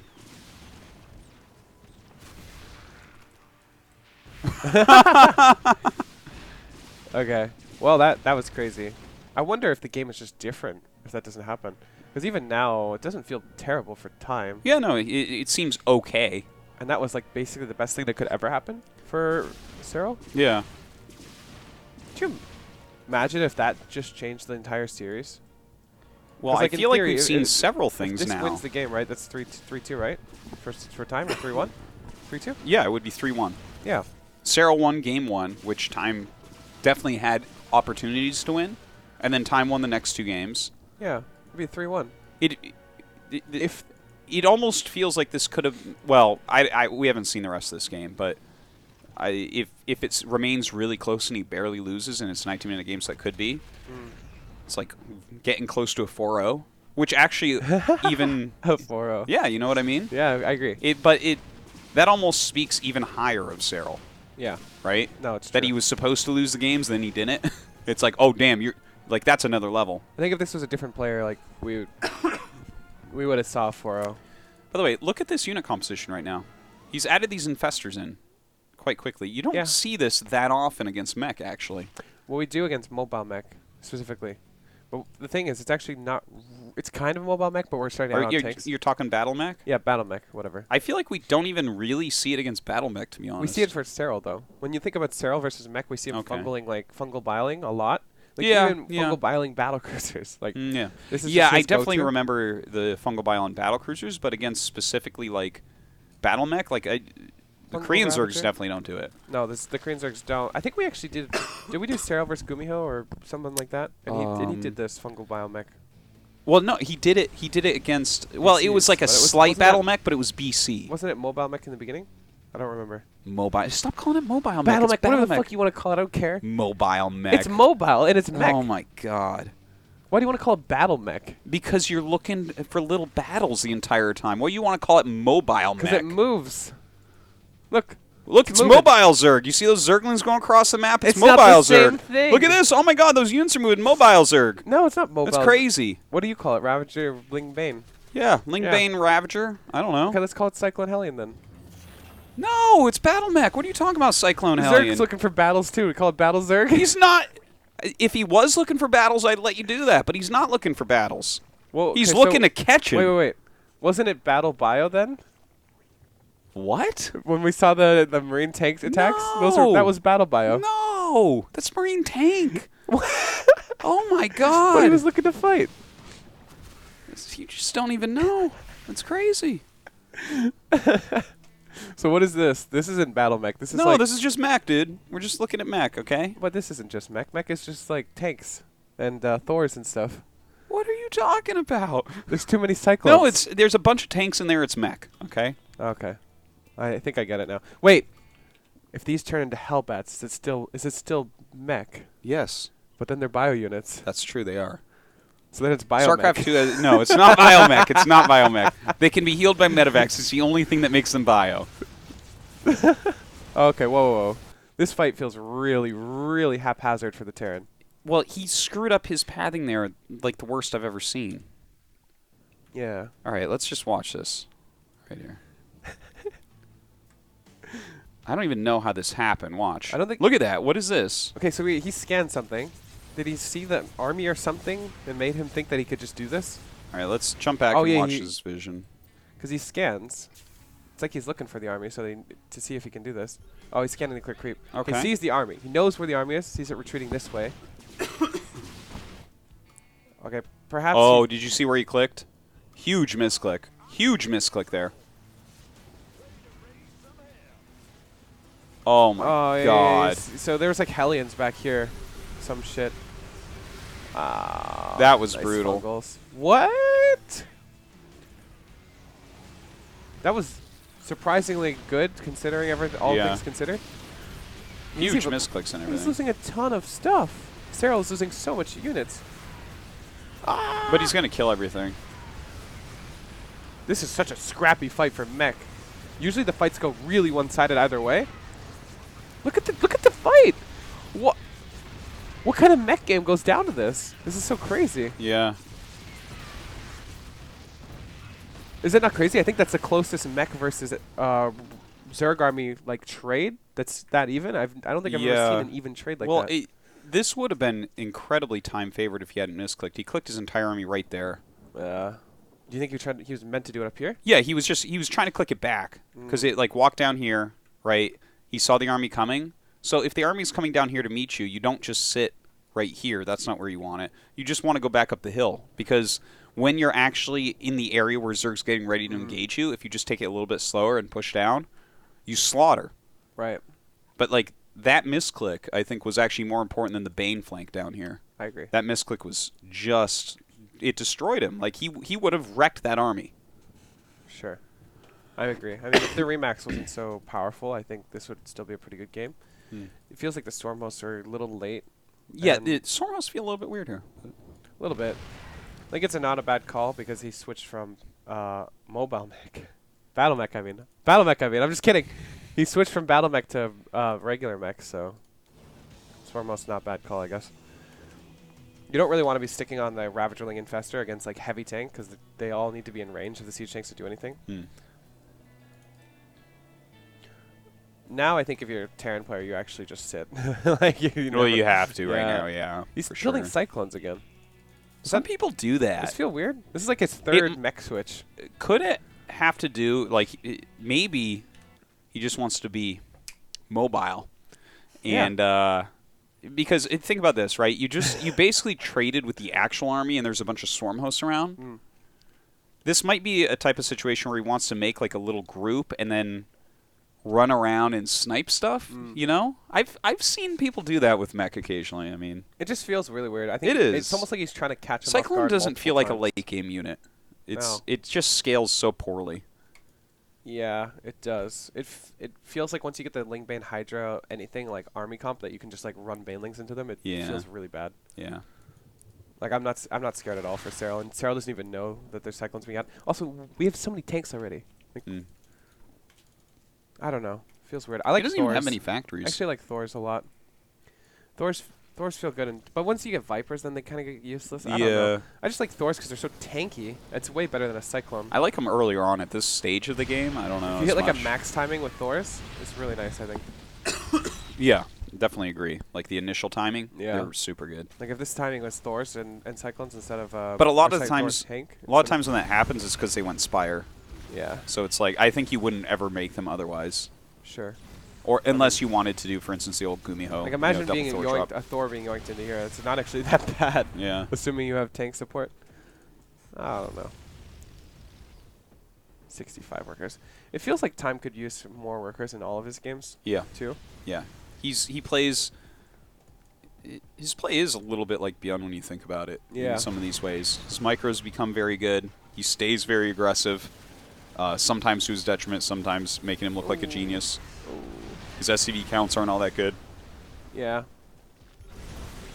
I think he's been studying a lot of players, you know? Because I get the... It's like he's cooking and he's like mixing in a lot of different things from all these players that he really likes. And I get that vibe. I don't know if this is an organic growth of like a player or if it's a influence, you know? And either way, it's fine. But it would be nice if he could be influenced a bit more by TY, I think. Well, just a little bit. Don't go full TY. Nobody go full TY. Only TY can go full TY. Yeah, only TY. But if he was maybe 70 or 75 workers, that would be nice, right? Like 67 absolutely. is just a little too little. Dude, make 100 workers, man. TY's actually got it right. And then they harass you, and you're like, thank you. Yeah. I have more army now.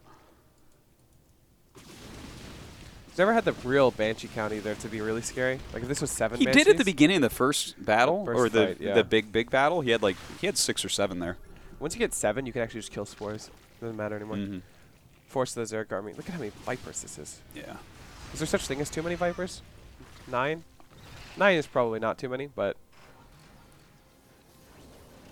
Neural Parasite? What is Neural Parasite for? Is it actually even good? I think it's so cheap, you just get it here. Because it can be useful. Like, I feel like it would be something that I'm not even thinking about what I'm going to use it for in this situation, but occasionally you're just going to use it and be like, you know, your brain will just click. You'll be like, oh, great neural right there. Sometimes I accidentally upgrade Burrow. I'm like, fuck it. Like, I'll keep it. I'll do something with it later. Yeah. These are very ambitious sport callers. Hey, look, Thors. I'm a mech player, guys. It's Thor mech. Little swarm host thing at the third, right? Yep. Ooh, nice. Repairing that refinery. Ooh. I don't know if he would have repaired it with the not attacking the refinery, but I think he still wouldn't have. There's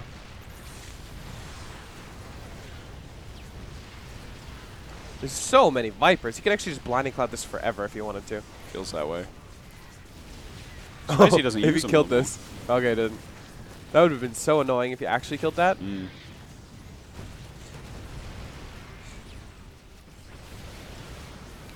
Yeah. It's funny watching him pulling the Thor, like you said, and it takes 4 volleys to kill it. Yeah. It's like, okay. Yeah, this gets cleaned up. This game was definitely one of the, not the worst games, but one of the more outclassed games we watched so far. And again, I do personally believe it's because you're spreading yourself a little thin when you're able to do so many different things. Like, I don't think he did anything particularly wrong, but it just feels like his other styles are way better practiced. Like, when you look at those timings on, like, some of those other, they're so Yeah, crisp. he had some very sharp builds. Like, that double medevac Hellbat timing was so sick. Yeah. And, like, the Marine tank pushes when he's down in supply and does, like, kills a third. Like, these things are just incredible, like, incredible like results. His best skills aren't being used When he's going with mech. Yeah, that's what I'm thinking. Like, too. his very best, like, his sharp attacks. And He doesn't feel like he's being positional. It doesn't feel like he's hitting timings. It doesn't feel like he's very on the map. The presence isn't there. Yeah, if you're like a slower player, mech is better for you. If you're a player without good micro, mech is better for you. You know, Yeah. mech is strong and all, and it's great to mix in different builds. But yeah, it feels like he wasn't utilizing the best of himself. He wasn't living his best life with mech. Definitely not. Wasn't giving himself his best shot to win. So, what do you do if you're time in this position? I don't think we go mech, that's for sure. Marine Hellbat won the Thunderbird timing? game. Redo Thunderbird. Well, to be honest, that Thunderbird build was even better for Thunderbird, it felt like, because the third was so easy to take. Do you think it works as well here? I would do it anyways, because it just feels like it gives you so much momentum. Like, even if it gets shut down there, you get 1-1, you get third CC on the way. You have But a your drop, third you is, have a double it's, drop. on Thunderbird, they can't really attack you anyways, even if you screw it up. Here they could. Maybe, yeah. Yeah. You think you're a little bit vulnerable to counters? Yeah, like your third base, you're not going to be able to mine from that right then. Well, I think that's why it's so strong, right? Like you were saying, you're leading up to. Yeah, like even if it goes wrong on Thunderbird, you're actually okay. Yeah. I don't know.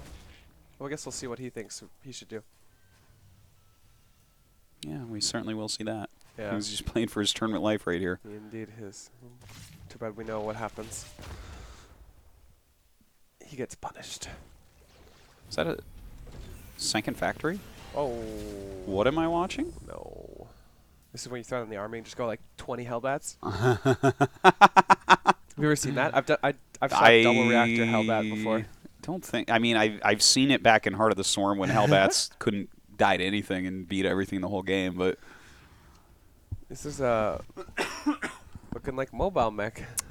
oh my god, That's what it's looking like. Watch him just get blue flame. Yeah, he doesn't see that. Oh damn. Yeah, blue flame. Yeah. All right. Because I remember these builds. This was like from MVP's time, where you go like 2 factory blue flame. And if Zerg didn't scout that it was the 2 factory, you just run over and kill him. I remember when Zergs or Terrans first realized Hellions were units. Oh yeah, that took them a long time to figure that out. It took them a long time. Yeah. I remember we were like 6-7 months in, and we're still not using Hellions. And then one motherfucker in GSL used Reactor Hellion, and everybody did it from that point on. Yeah. It's like, guys, they kill Zerglings. It was Seriously. so annoying. You just learn how to micro. It's not I that used hard. to just go 1-1 Ling with no Banelings and just kill them every single time back then, and then people started making Hellions. I'm like, what the fuck do I do against this shit? This is so broken. And you still haven't figured it out. I still haven't figured it out. Yeah. It's been 9 years. Oh, we should slow this down a little. I'm very surprised you decided to go mobile mech again, or biomech, battle mech, whatever the fuck you want to call it. Okay, I don't give a shit. You're so tough. It feels a little strange because his other stuff was so much stronger. Yeah. I mean, he's doing pretty good so far. In general, it feels like this style has also been figured out a lot better by Zergs. Yeah. Yeah, it's not as strong as it was. I mean, it's pretty high pressure. The thing is, he brought so many completely different builds. Like, Serral could not blind counter anything. Whoa. If that he was loses nice. like 6 more drones, the problem, it could start spiraling. Yeah. You know? Where you can't replace your units fast enough. Bane What speed was is- that behind? What was he just... Okay. I think he just cut off reinforcements slightly, maybe, right Maybe. there. But that gave Serral a little bit of breathing room, too. Think, how many Banes? If he hell-batted and spread out, he might be able to take this with Blue Flame. His armories are just about to finish. I wonder. He might do it. Yeah. He has to do this very soon, though. But look, Serral's getting his flanking forces out right now. If he can get him to come in a little bit too far and flank with this, then the Banes can hit. Go up, go up. Oh! Oh! It was almost so good. Yeah, that was pretty good almost still, amazing. Yeah, yeah. It was still This pretty is good. exactly my sentiment. That was almost so good, it was still pretty good. Yeah. Whoa, whoa. See, now this is Battle Mech. This is Battle Mech. He's When looking it was for running battles. away, that was Mobile Mech. Oh my god. That was Coward Mech. Coward Mech? Alright, so, 3rd CC, 1-1. I'm still so interested. What do you think about the call to go mech? Well, Especially yeah, after no, last game. I like his bioplay a little bit more for sure. But I understand strategically what he's trying to do here, right? Yeah. He's using so many completely different yet very sharp plays. Mm-hmm. That's not a And thing to do against Serral, right? I think that he has come closer to beating Serral than any other non-Korean at this point for Terran, right? Or, well, yeah, maybe. I mean... Well, I mean, comparing to Juan, because Yeah. Juan's the only other non-Korean. Maybe Hero Marine. Well, yeah, Hero Marine too. But no, I get it. I get what he did and why he chose. Like, when I was younger playing, I would do things like this and bring completely different strategies into a tournament match, but it feels like his base skill with the bioplay is... way higher. Yeah, it's just... It utilizes his skill set really well, which is something that's important, but if he does the same thing over and over, that seems like something that will never beat Serral. The same thing over and over. That's true, too. I remember I said something in the game, like, if you give Serral, like, this much information, then play it again. He's not going to lose. Yeah. And he never did the same thing twice. This was 5 completely different games from him. Yeah. I just wish he'd make more strategies with his strengths, you know? Yeah. Like, if he's going to bring 5 different games, bring 5 different games with 5 different timing attacks or something. I don't know. Sure. Obviously, that's easy to say and not do. Now, I liked this game better than the new Repugnancy game. I think Yeah. that this was a better type of idea for him than the other one.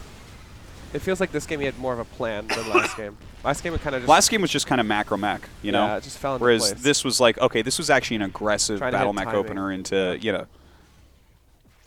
We might see him still try and hit this timing. I like it a lot more, I agree, for the same reasons you like it. This is a little weird, but sure.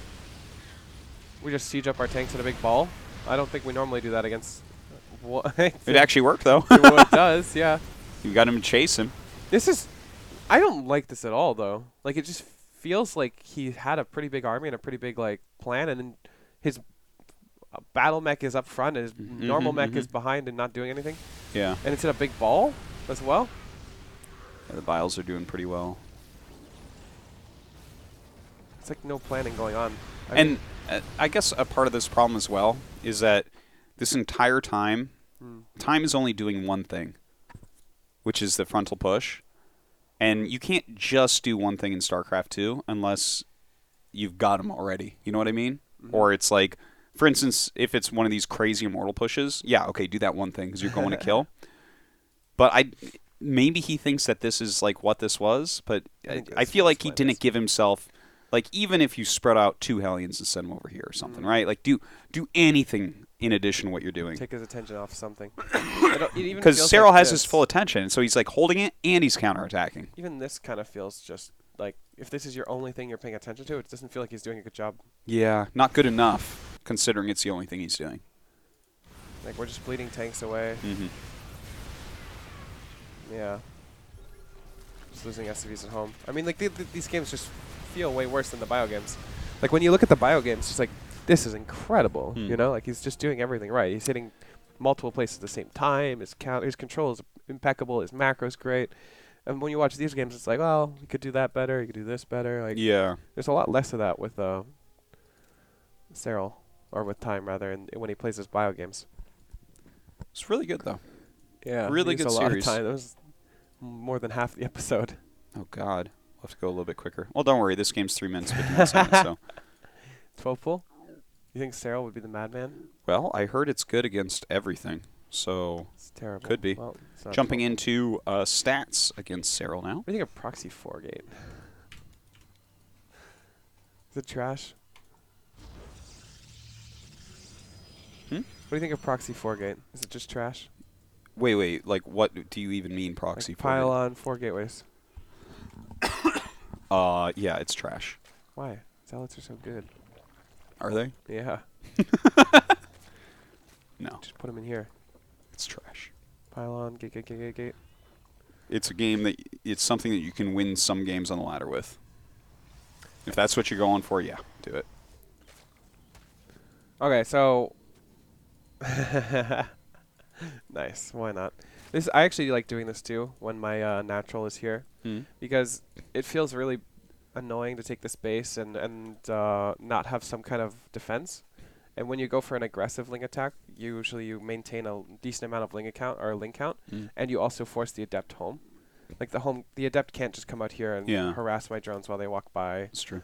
And they can't shade from base to base because there's such a huge threat here.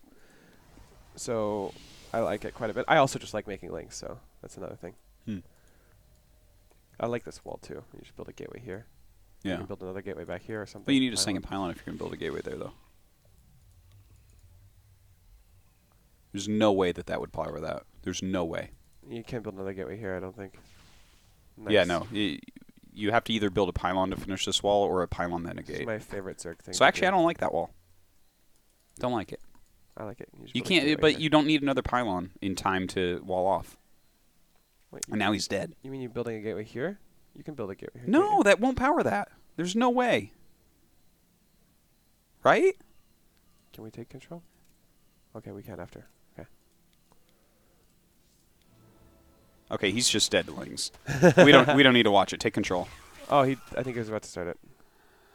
Okay, let's go back. Yeah, go back a little Pretty bit. sure you can build a gateway I there. don't think so. I don't think it quite reaches. Yeah. It's not going to be a tight wall. Here. Oh, look at that. That's crazy. Oh. Yeah, never mind. That is a good wall. That's a Yeah. sick wall. All right. I will shut up now. Nice wall. My pylons don't go that far in Could you power. imagine if Stats just doesn't wall off? He's like, well, I was going to build a gateway there, but my pylon's just misplaced. All right, what's the next map? Good game, guys. That was not a good game. That Amazing him. That was no good. I'm also better than Stats. Could just make 9 lings or 10 lings. You guys are all better than Stats too, if you do it right. All you have to do is avoid the probe with your lings. I'll give you the tricks. Also, you should probably name yourself Serral. That way they think you're probably not going to make a bunch of links. Because if your name is No Regret or something, they're just going to build that gateway. Oh, yeah. You're going to feel like an idiot. They start with that gateway. Yeah. They put a forge there. They actually built a second cyber because it has more HP. Wall off with cyberdeck scores. This is when you do it again. If those are his 2 wins, then the reverse swept was well deserved. You know what I wanted to do sometime is just send 2 drones. Just like block it with lings. The problem is that it's too suspicious. Yes, it's way too suspicious. Whoa, 2 drones? What's going on? Okay, so he's building a bunch of drones. This is a 32-minute game. Yeah. Holy crap. We're not going to be able to finish this series. We got to just keep it on 4x.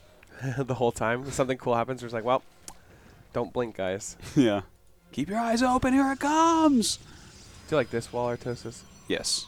It's a handsome wall. Build a gateway here, too. Yeah. So, that's nice. That's sick, actually.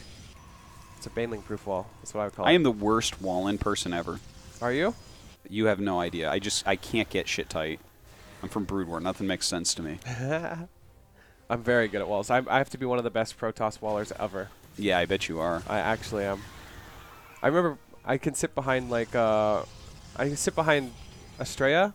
I'm like, your wall's shit, and he's like, no, it's not. And then a bunch of links run through it. I'm like, see, I know when your wall's shit before you do because I make links. What do you think about that spire right there? I like am we loving I feel like we these always do this. spires. Every time there's a spire going down, we're like, we like that. That's a good spire. Yeah, we're Muta fans. Yeah.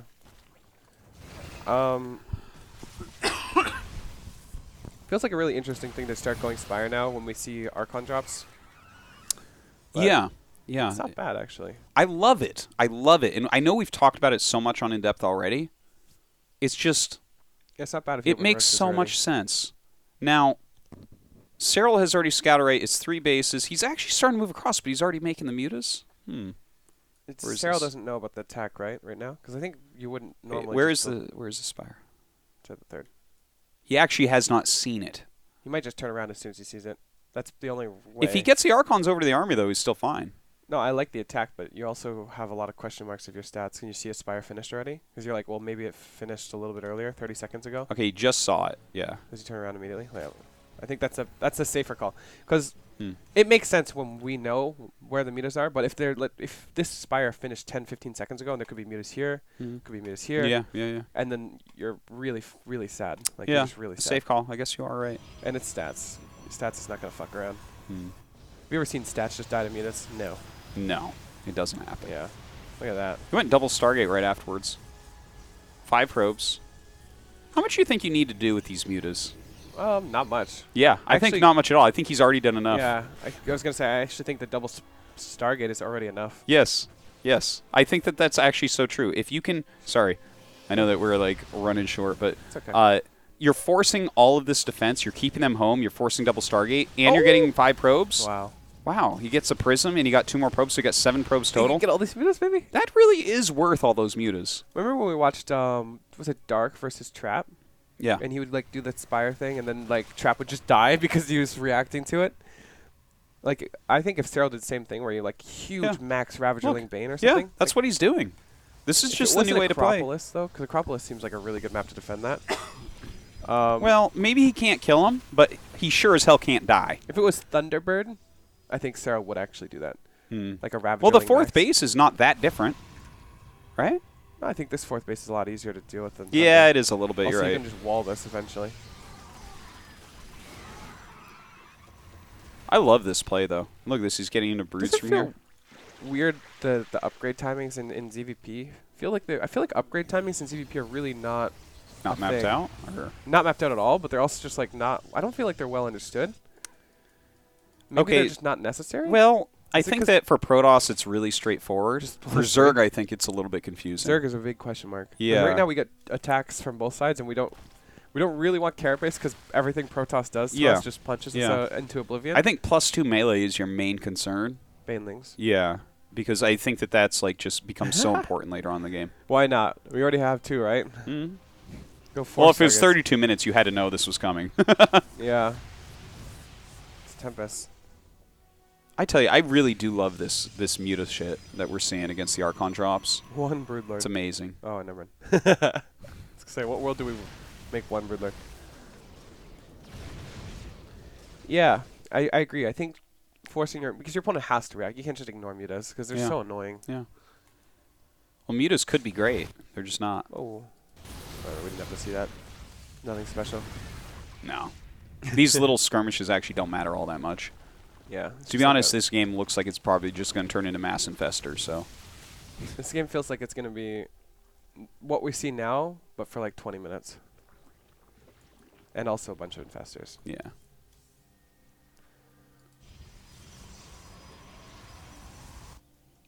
Nice to see the little force on the side, by the way. Yeah. Some Protosses are very lazy about that. Splitting up little pieces of army at this point in the game. I actually really like this more than the like traditional sky toss. It's like more positional toss. We're going to call this positional toss. Are we? Yeah, because you take positions and you hold them with your Tempest and then you storm. Or we can call it tower defense toss too if you want. I don't think we can call it tower defense because... Is that a trademark? No, it doesn't feel like that. It does feel a little bit like tower defense. Like you set up your tower here with your Tempest and you just defend it. Like, are we actually going to see the tower, like though? Are we going to see shield batteries and cannons? Well, okay, that's tower defense toss. Yeah, that would be. Okay, we'll call that. If he builds a bunch of shield batteries. I like the disruptors coming in, by the way. Feels like that's appropriate in this day and age. Yeah. It's really nice against Infestors. I don't know why, but that's the only thing I think you get it again. Yeah. I love you just drop these. You're like, I don't give a fuck. No, I like that. Yeah. This is something actually that Grubby started a long time ago, is in situations like this where you no longer need the Immortals, you would just throw them in like a speed prism and drop them off and try to kill the Spire. Yeah. It's like a great way to utilize those because they kill buildings so quickly. Yeah, I like this from stats in a Mass Disruptor. Look at stats. He's just taking everything. I like that he's got DT Blink. He's just getting every triple upgrade. Robo Disruptor. Yeah. You know how many times I watched Disruptor Ball go forward and kill like 6 Infestors? Is there a reason why you think so many Infestors died at Disruptors? Is they just slow, I guess, and clunky, or what? I guess they kind of have to be up front, too, if they want them to be used. Yeah, to make the neurals actually hit and stuff. Do you think this is a figured-out Protoss comp, or do you think we're still kind of experimenting? No, this is still experimental, for sure. Yeah. I don't feel it's crisp enough to be the meta yet, but it's getting there. It feels like we have the right idea, right? Yeah. It's like this counters this counters this, this counters this. Mm-hmm. It's just that the Mass Infestor is so strong against Protoss. Like, Disruptor is the only thing that kind of insta-negates it. Right. You know, once upon a time you could kind of do feedbacks, then it doesn't really work anymore. I actually want to see when this battle happens. I think this is going to be worth slowing down for. You think a battle's going to happen? Oh, I toast this. Yeah, I do. Watch. Whew. Good pullback. Oh, my God. Oh, wow. Look at the fun. Yeah, oh, see? this is so cute. Yeah, you see those Disruptor hits? Those are good. That's so sick. Quality. Disruptors are not that expensive. Look at. Oh! You're right. I take back everything. Although, every Tempest did go down somehow still. Yeah, Infestors are good. I kind of like, if I was a balance guy and I could push this army comp, what do you think you'd buff in it?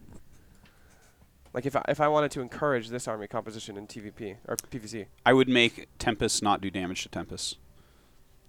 Damn. That's an interesting nerf. Or buff, rather. That would be really interesting for PvP. We never really get into Tempest in PvP, though. Can you when's the last time you saw Tempest in PvP?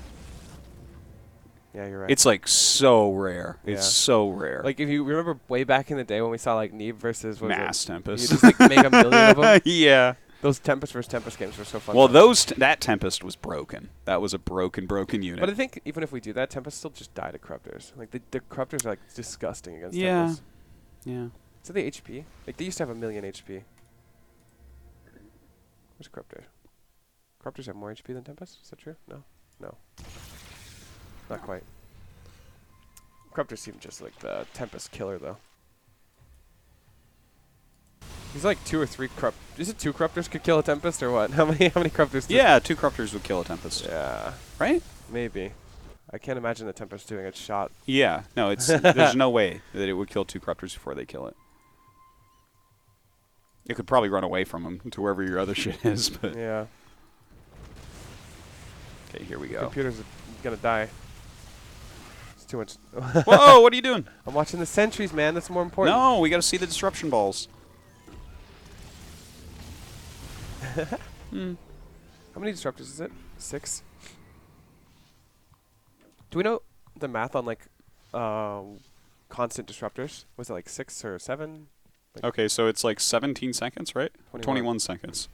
And there are 2-second cooldowns, so it'd be 11 11. would be non-stop disruptor balls. So we probably want 11, at least. I would think. Does that feel like too many?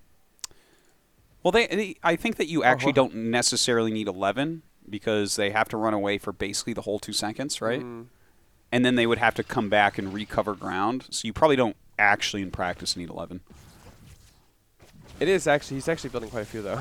Like, Yeah. this is pretty close to 11. Well, it seems like it's... How else can you counter Infestors at this point? It really seems like that's the only way. Better hope these don't finish. Yeah. I know, right? Like this Infestor's about... Or this Archon versus the world. It's going to get an Infestor. Ah! Neural it again. Damn. Meanwhile, all your other Infestors die because you're dealing with one Archon. If Disruptors had, like, 1 more range, I think that's how I'd buff it. Disruptors? Yeah. Like, your ball could just go just a would that little be bit too further. strong in the other matchups, though? Actually, I don't think it would ever ruin PvP. It could, though. PvP is, like, It could. I don't think it would, though. Like, I don't think it would I either. think seeing a little bit more Disruptor in PvP would actually be fun. I agree. Just a little bit. But if it went back to pure Disruptor like it was a long time ago.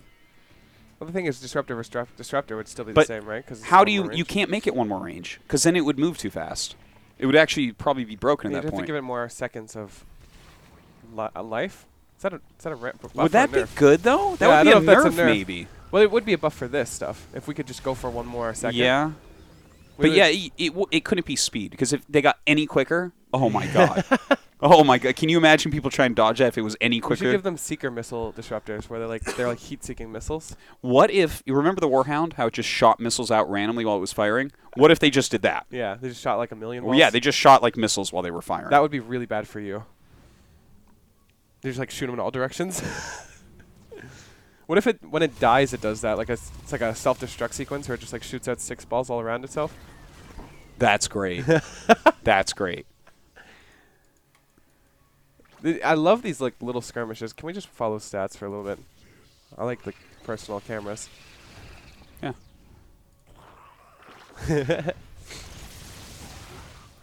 And also, by the way, because we were seeing before, like when disruptors weren't really being used that much, just mass, like 400 infested Terrans coming out, right? Right. And now with the disruptors, you can't do that. It's Like true. he could have thrown down enough here where if you don't, if you don't have the disruptors, you can just kill it.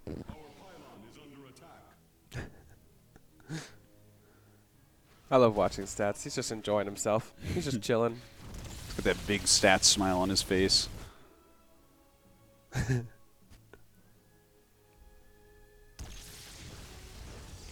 Oh my gosh, this is gonna be a long game. It's interesting what they prioritize. Serral prioritizing, kind of doing the same thing actually. Just like taking bases and defending them. Well, Serral's pushing everywhere at once, it seems, too. 8,000, 7,000. The games are pretty even actually. Do you think this is the late game comp that Stats wants? Or what would you change if you could? I don't think you change much from here, to be honest. Because you have to be efficient against infestors. That's like the only thing that matters, right? Oh my god.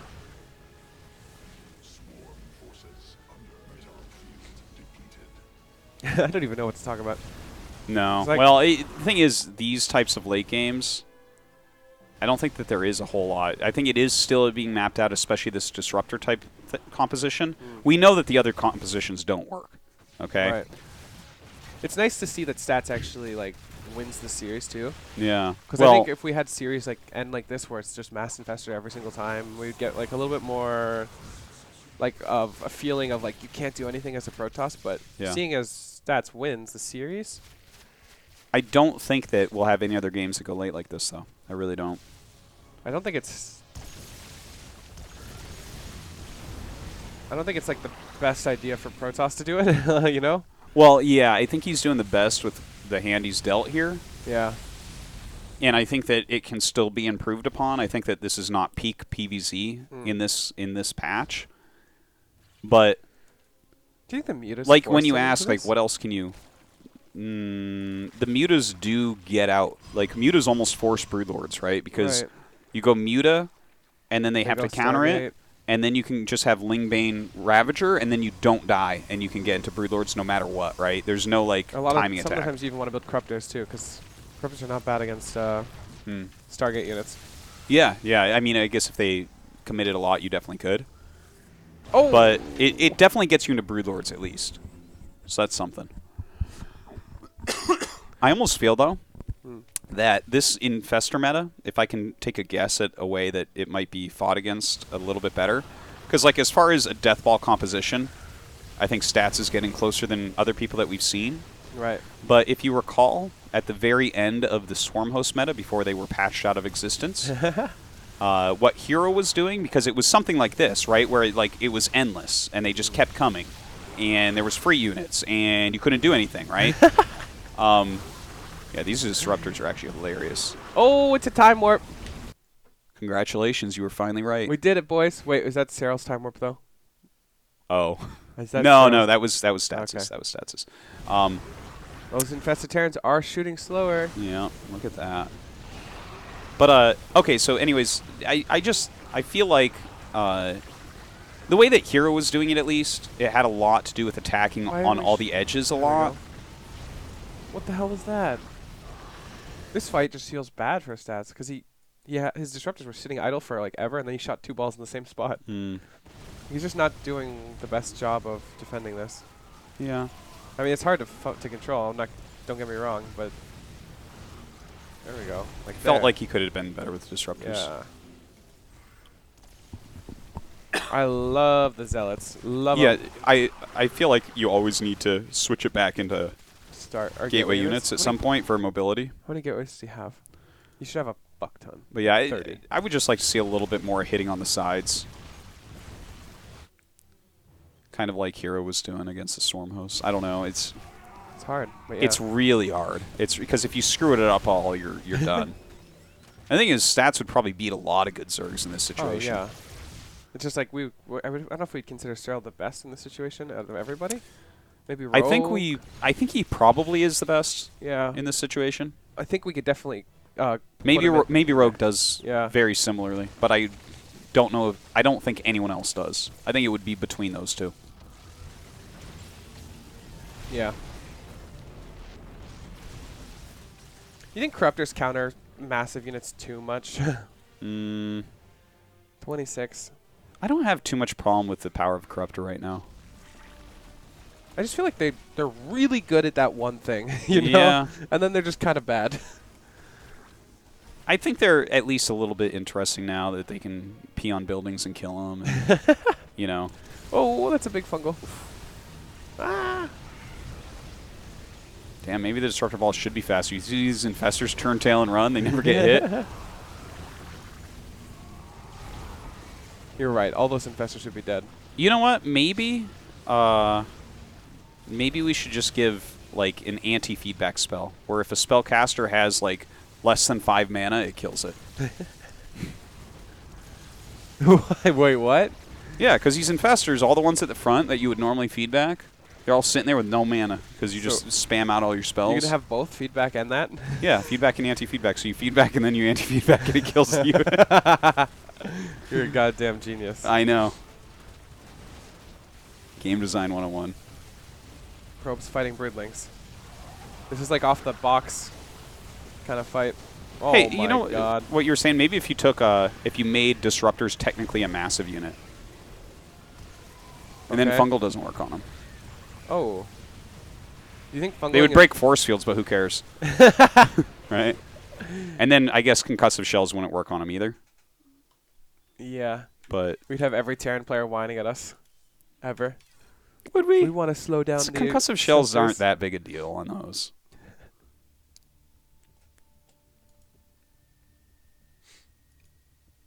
All right, Turbo Cruise. All right, 6 minutes, 54 seconds. That's what I'm talking about. We might actually make it on time. We're going to make it. We got to finish these. Oh, well, you have 872 viewers? Thank you guys for watching. Yeah. We appreciate you. Hey, guys. Welcome back to In Depth. Sorry we're gone. We're back now. Stats 1. Because Stats was taken by somebody in bronze. So, this map, I thought we'd see better games out of this map, to be honest. It feels like we never see anything really good on this map. Like, very rare. Oh, yeah, no, this map... I thought the circles would be utilized better, or we'd see some more strategies or something, but it actually just feels like a map. I see people do stupid things and then get caught. I was going to say, it just feels like a map where people do stupid things and get punished. Yes. That's literally what I was going to say. Yeah. And it also feels like a map literally everyone doesn't want to play. But it's a surprising amount of times we see it played, though. Yeah. I thought it was going to be a lot of map diversity this year. Yeah. Like, we get those map pools where there's 3 maps every single tournament, every single series. Yeah. But right now we actually get a lot of diversity. Well, we had a terrible streak there where it was like Port Alexander and Kairos and that other map. Yeah, that other map that was every game. And it was like literally every game, those 3 maps. That was terrible. Wait, so 6 minutes. 6 minutes sounds like a Protoss timing to me. That's what it sounds like. Yeah, well, I mean, he wins the rest of the game, so it's definitely a Protoss timing of some sort. Oh, a Protoss time and then a Stargate. Oh, I did see people talking about stats using 3 Oracle builds. So You spoiled maybe it. that's what it is. A 3 Oracle building. The 3rd Oracle comes out and then Serral just surrenders. He's like, well, got my counter. Well, remember like Classic started busting that out suddenly, where he was just like really wrecking people. I think if you do it really well, where you bring your Oracle in, you attack, and then you pull the 1 back, and then the 2 remaining ones just kill like every drone. Because 2 is the magic number, and the 3rd one just kind of tickles a couple of them. Yeah. It's actually just a body blocker. Maybe we should make a Void Raid, send that in, and then attack with the Oracles. It's actually a really reasonable idea. You know, have him if it take that wasn't damage, slow. and then you also can lift a queen if you need to. It's like a little bit hard to micro, but not too bad. Robo. I actually really like where PVZ is going. Like everyone's whining, but I like it. I don't know why everyone... Oh, no, it's gotten a lot better lately. It for feels sure. like we're getting into a period where, because Blizzard actually listens to us now, that we're having like this meta for whining. You know what I'm saying? Oh, yeah. No, there's a metagame for whining. Yeah. For sure. Everyone just whines as much as they can And to it try feels to like we're get getting it more more and wins. more now because Blizzard actually does listen now. Do they, though? Do we have a patch? We don't have a patch, well, we right? have some patches of like, you know... And they're doing a good job of suggesting things that are too much and then time coming pulling out that back and being yeah. like, okay, we've Oh dumbed my that down. God. That was a lot. 8 That was drones. good. Nice stuff. To be fair, Terrans have been playing this game since before. Oh. When did this happen? Stats is so prepared for this. Yeah. What the hell? I don't think he's in any trouble at all. Why did Serral do this? Just because? Because it's Turbo It's this Cruise, map? man. Yeah. And he's like, come on, get out of here, stats. I'm up 2-0. We talked We're about in this. Finland.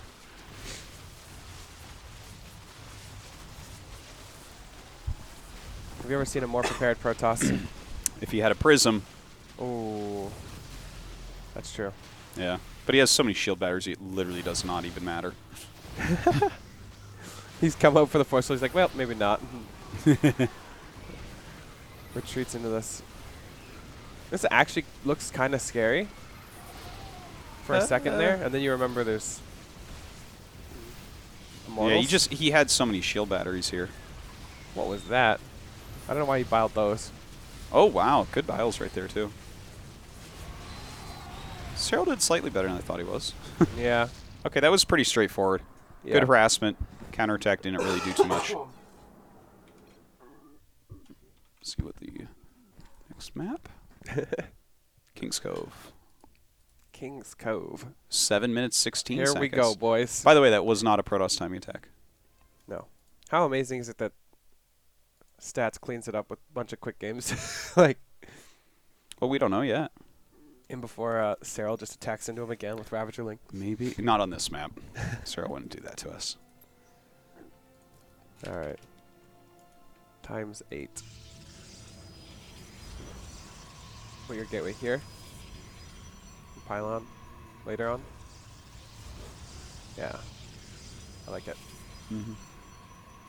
I don't like this, though. I guess you kind of have to do it, though. Like, this just feels weird because you build something here. Pylon or something. Banelings can be kind of annoying. Nobody Banelings, though. That's a dead unit Yeah. in the aggression phase, at least.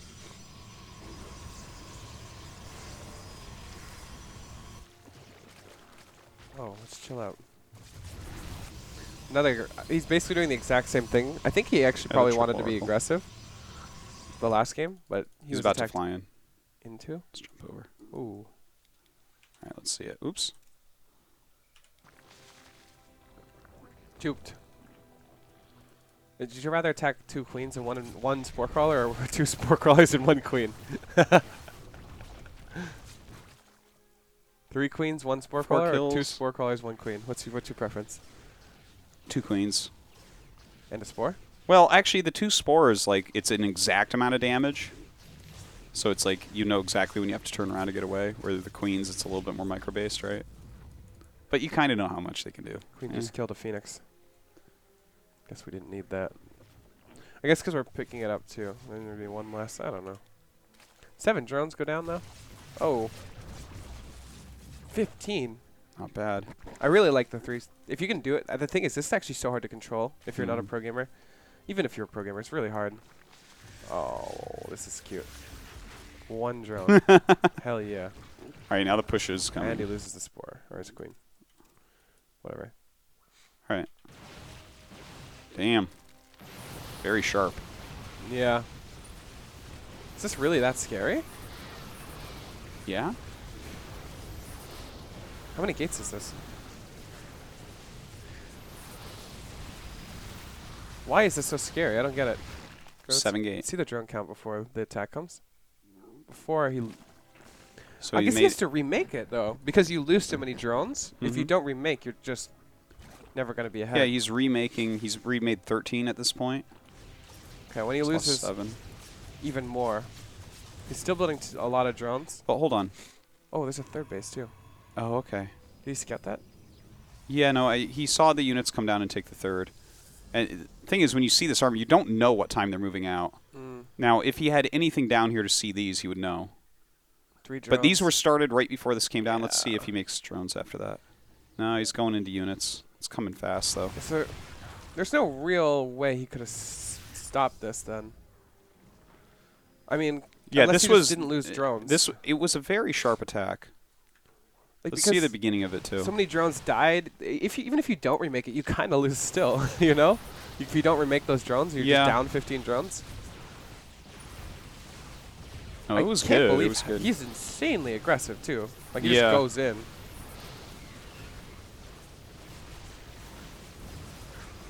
Look at this prism. No fucks given. Guess he's Well, only it's perfectly ranged. yeah. It's perfectly ranged based on the I force mean, also, fields. I think if there's four, we probably wouldn't have saw it at all like that. Because 4 is still quite scary. Oh, look at that. He's good. And to be fair, as well, you saw the stuff Raynor was doing at WCG where he was flanking with the Ravagers the entire time. This is a much harder map to do that on. Okay. I mean, we've always praised this map as kind of a hard map for this kind of aggression, though. Right? Yeah. I think Which in is general, he hit right before Serral was ready. Like just before. All intentional, I think, too. Yeah. Oh my Was god. Cyberforce our last one? No, No. that was our first one. Sorry, it was New Repug. I was gonna say we end this series on a Right? 3-minute game. We haven't seen a New Repug game yet. Yeah, no, I don't think so. Yeah, New Repug. Yeah. Okay. 18-minute game. All right. We've been going for 2 hours and 10 minutes. Perfect. It's Perfect. like perfect timing. Mostly TVZ, but I thought it was really interesting. I think we need to dissect the we should have an episode of just like strengths and like spreading yourself thin over multiple strategies. Yeah, it's 'Cause such it's- an interesting concept. Yeah. What do you like? Is it better to spread yourself thin on a strategy that you're less less well, or be predictable but do it really well? Well, I think it just has to do with the level of a person, right? Yeah. Like, if you look at the absolute best players, Mm-hmm. the absolute best, Maru can do every strategy better than everyone, right? That's true. That's part of his power. Same, you look at StarCraft But 1 with if you Flash, look at Maru does too, though, everything better than everyone. on a side note, if you look at Maru, Yeah. like at some points he's so fucking predictable, and he's still disgusting. Is he? Yeah. No, I'm not talking about right now, because right now we've actually seen more of a transition than from traditional Maru. Yeah. But traditional Maru didn't give a fuck if you knew what Oh. he was gonna do. Yeah. He would 2-rax you multiple times. Mhm. He didn't give a shit. He would Yeah. play the same style over and over and over again because he was so good. That is true. Well, I'll be very interested to see like a Maru Serral match, maybe at GSL versus World. Like, because if they have to play like a best of 5, Yeah. how many different strategies are we going to see from Maru? Right. I think that's a very interesting question. Probably just PC every game, but who knows? Well, I think actually Maru doesn't spread himself thin either. Like when he's really good at something, he just does it over and over again. Whereas when we see time, like he's really good at something, he doesn't do it multiple times in a set. Yeah. I think that if you have confidence issues, that can be part of that as well. True. Like an actual personality thing. Or more like a player thing. Yeah, I was thinking more like if you're not confident against a player, you want to mix in more strategies. Oh. I was Like talking if you're confidence in yourself. preparing to play against, let's say you're playing TY for a bunch of money. You're probably going to bring in several different builds, right? You're not just going to do your stock standard every time because you don't have confidence you're going to beat TY, right? You're not a dummy. You don't think you're going to beat TY, right? No. Yeah. So it kind of makes sense. This is like a feint of the same thing, you know? Like it kind of looks like it, but not really. It does look similar. How many oracles was it? The same? Did he lose 2? Yeah, I think so. Yeah, so if he lost 2 oracles and he's doing this push, it kind of looks Or like no, he has some down here. But yeah, he lost 1 oracle, I guess. Okay, so what's the unit count? It looks almost the same. And he 49. actually only has 1 less gate. But it's much less designated, unless he just forgot his prism or something. Yeah, well, he warped in a bunch of stalkers before he went last time. So it's definitely a little bit different. Yeah, it's not as aggro. It's Yeah. actually just... Serral was very, very ready, it seems. Okay, Oh, they are the stalkers. It is the same thing. Okay. Serral is just a madman. It's the same thing, and he's out here. Yeah. But he's not... That felt really weird to me.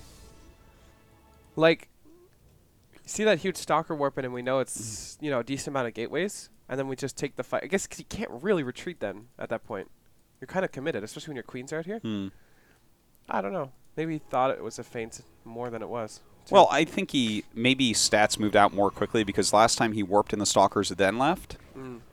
So maybe he just thought like he caught it. He's like, oh, you're moving out too quickly, like I can get this.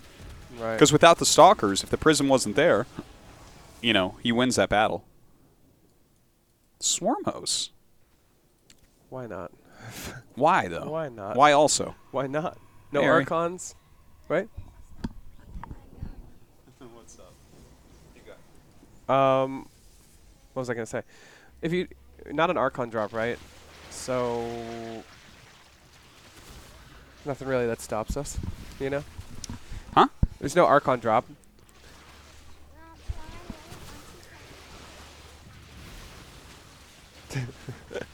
Okay. Close the door, please. So, why not? Why though? the swarm host, do you think? I mean, we were talking about or diversity. I don't think it's bad by any means. I actually kind of like swarm hosts in PvZ in general. They just feel very good if you can do them well. Yeah, Protoss have been really good at dealing with them lately. Yeah. Because they have to Yeah, be, yeah. right? Like, we've seen, like, stasis wards and really... But also we see Zergs, like, splitting their locusts and stuff. Do you think it could have anything to do with the fact that he made stalkers? Because, like, already swarm hosts in general are pretty decent against, like, Immortal Sentry type stuff. But when you see him make the stalkers and you know he's not going blink with it, it's not like this is a blink build. It's more about, like, your Roach Warren's done, your Lair's done. What are you doing? Spire, Hydra, Infestation Pit. Those are your 3 options, right? Yeah, yeah. We see pretty heavy Immortal count.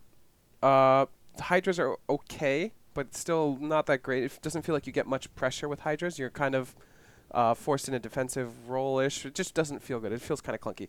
Spire's an okay call, right? We saw Spire. But he already made Stalker, so the Spire seems like it's... A little bit less, yeah. right? And also, we've done it before in this series. So maybe if we want to spread it out, Infestation Pit makes the most sense. Go into Hive or whatever later. Go for the Swarm Host. This map isn't bad for it, right? Like, we've got this here. We've got this here. I think that's why. I don't think there's actually any army-specific things. Maybe if we saw Archon drop, we'd less likely to see that. Maybe see the Spire again. But... Yeah. Okay. Just kind of wondering. I don't think because I don't see something obvious for this swarm host. There's nothing really obvious. I think it's actually just like a diversity thing. I feel like his life is on the line here. It is. Right? And he's playing against Stats, who's almost like a rival. Yes, I would call him a rival. Especially a Protoss rival. Yeah. It feels like a lot of Protoss die. It feels like Serral would have a very good reason for doing this, and I'm trying to think what that reason would be, and it's not coming to me. I think he's just comfortable with it too, though. Yeah. I mean, he definitely is comfortable with it, right? Like, if he wasn't comfortable, he wouldn't do it. And look, his moves here are really good. You always come in with the Locust, then leave as they die. It's like just perfect. Look at this. Is he gonna get an Immortal? Almost. Really good control from both players, honestly. Yeah, yeah, good splitting there. Little bit long he stayed there. Yeah, he stayed here too long. He was hemming and hawing a little bit with the Locust, I felt like, because he had him go down towards the natural, and then he had him go back towards the third, so he didn't actually get that much time out of them, and then he overstayed with his main army. You have to be really careful in doing this. Yeah, you're right, though. It does feel very indecisive all games so far, though. Like, he went for a pretty aggressive attack, but no harass. So this Locusts haven't been doing anything for a long period of the time, or period of the game. I'm cool with playing like the whittling strategy, where you're just you're lining up Locust plus Roach Ravager attacks the entire time. I think that's actually a great way to play. But yeah, it feels the Locusts because they're timed so short, just like Disruptors. I feel like you have to be very decisive with them, just like Disruptors. You know how every time you see someone turn their Disruptor, Never hits anything. it never hits anything. Just let it go where it's going. It's just like a fact. I think that Locusts are not as crazy as that, but it is similar. Stats is doing such a good job so far, though. It just feels like with the Swarm Host, he should have either gone eco heavy or for the throat. You know what I mean? Because right now he's like dropping them on the army. They don't really do anything. Economy's totally fine. Like we haven't really been able to do anything. We're not really trading for much, so Stats' army's getting bigger and bigger. It just doesn't feel like anything's working so far. Yeah, the quality of Stats' army is getting pretty Bigger absurd. and bigger, yeah. It's getting better and better, especially against this army comp. Yeah. He's also like just really good at not losing units for free. Yeah. And Serral's army is not getting better. He's like adding roaches. Yeah. Now we're going for the main. Oh. Are we? What are we doing? Is this the Nat? Is he going for the Robo? I guess. Yeah. I think he wants to go for the Nexus, actually. It was too far. It was not too far? Okay. Yeah, it was a little. It was too far. If it had like 2 more seconds, it might have. Yeah. And there's also a shield battery there, so. It does feel like the Stormhosts aren't doing anything, right? They're not doing enough. What are we going? Are we going Hive? No. We're going Banelings? Okay. Oh, that's kind of annoying. Interesting to see this Stargate tech here from Stats right now. Maybe he just... I don't feel like you see anyone going to Broodlords super quick from here.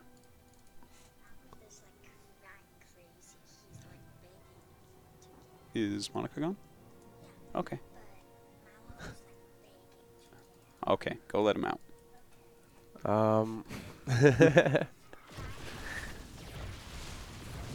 Yeah.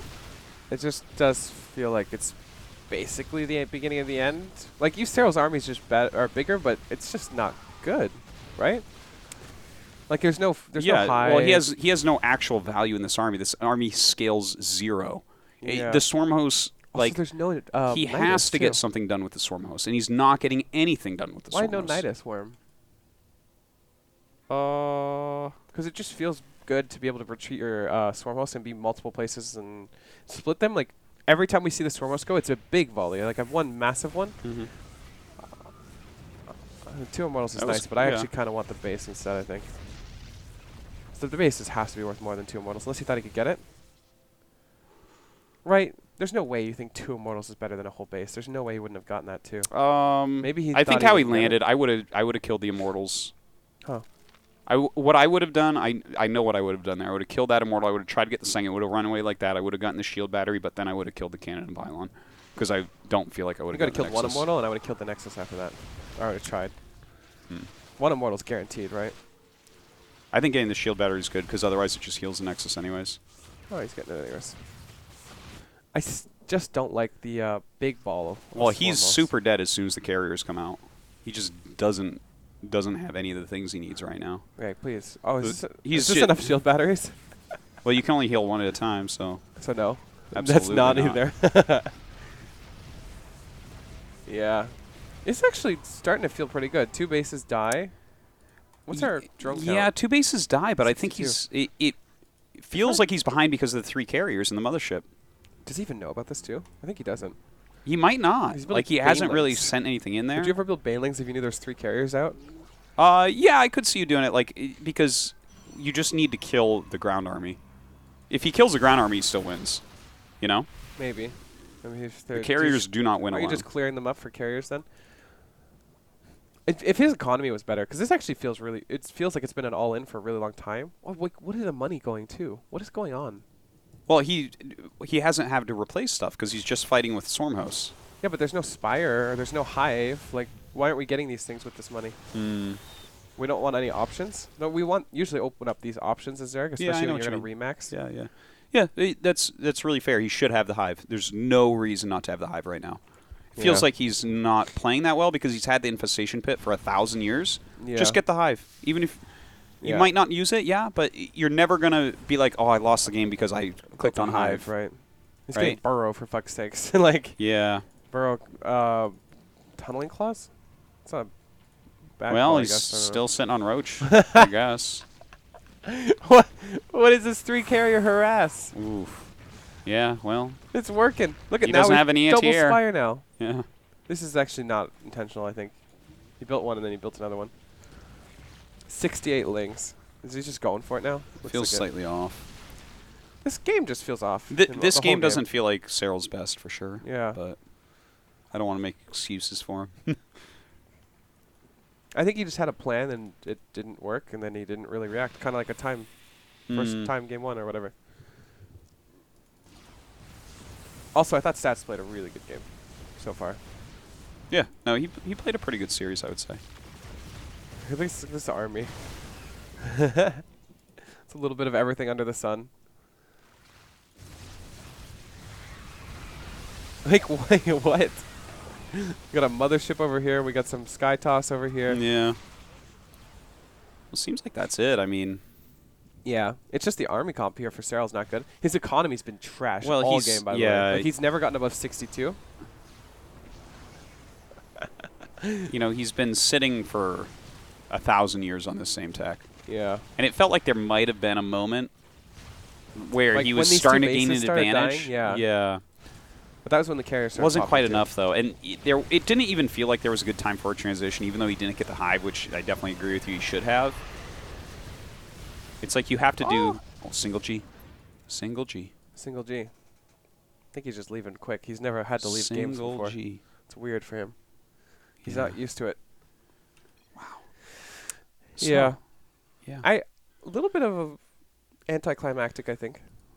Yeah, a little bit. When you compare it to GSL versus the World or Global Finals or whatever, those PVCs are fucking insane. Like, incredible. Well, we didn't get to go over Solar Stats, which we meant to, but that's okay.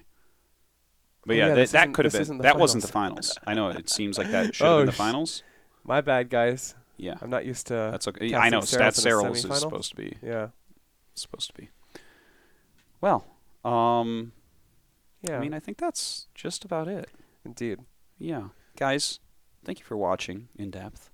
We're sorry we were gone for a bit. We're back now. Yeah. Back to completely regular for basically the rest of the year. Right? Yeah, I don't have anything. Yeah, no, I don't think I'm going to miss anything. Cool. Maybe we miss one episode for Corrupted Cup, and that's it. Yeah, we can move things around too. Yeah. It's possible that we maybe we'll just do it a different day that week. But yeah, we're back to it. Sure. Thank you everyone for watching and supporting, and check out patreon.com/indepthsc2. Yes.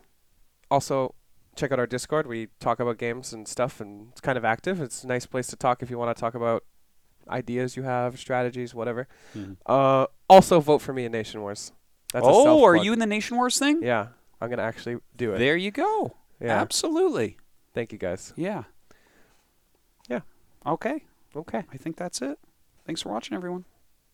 Bye-bye. Bye-bye.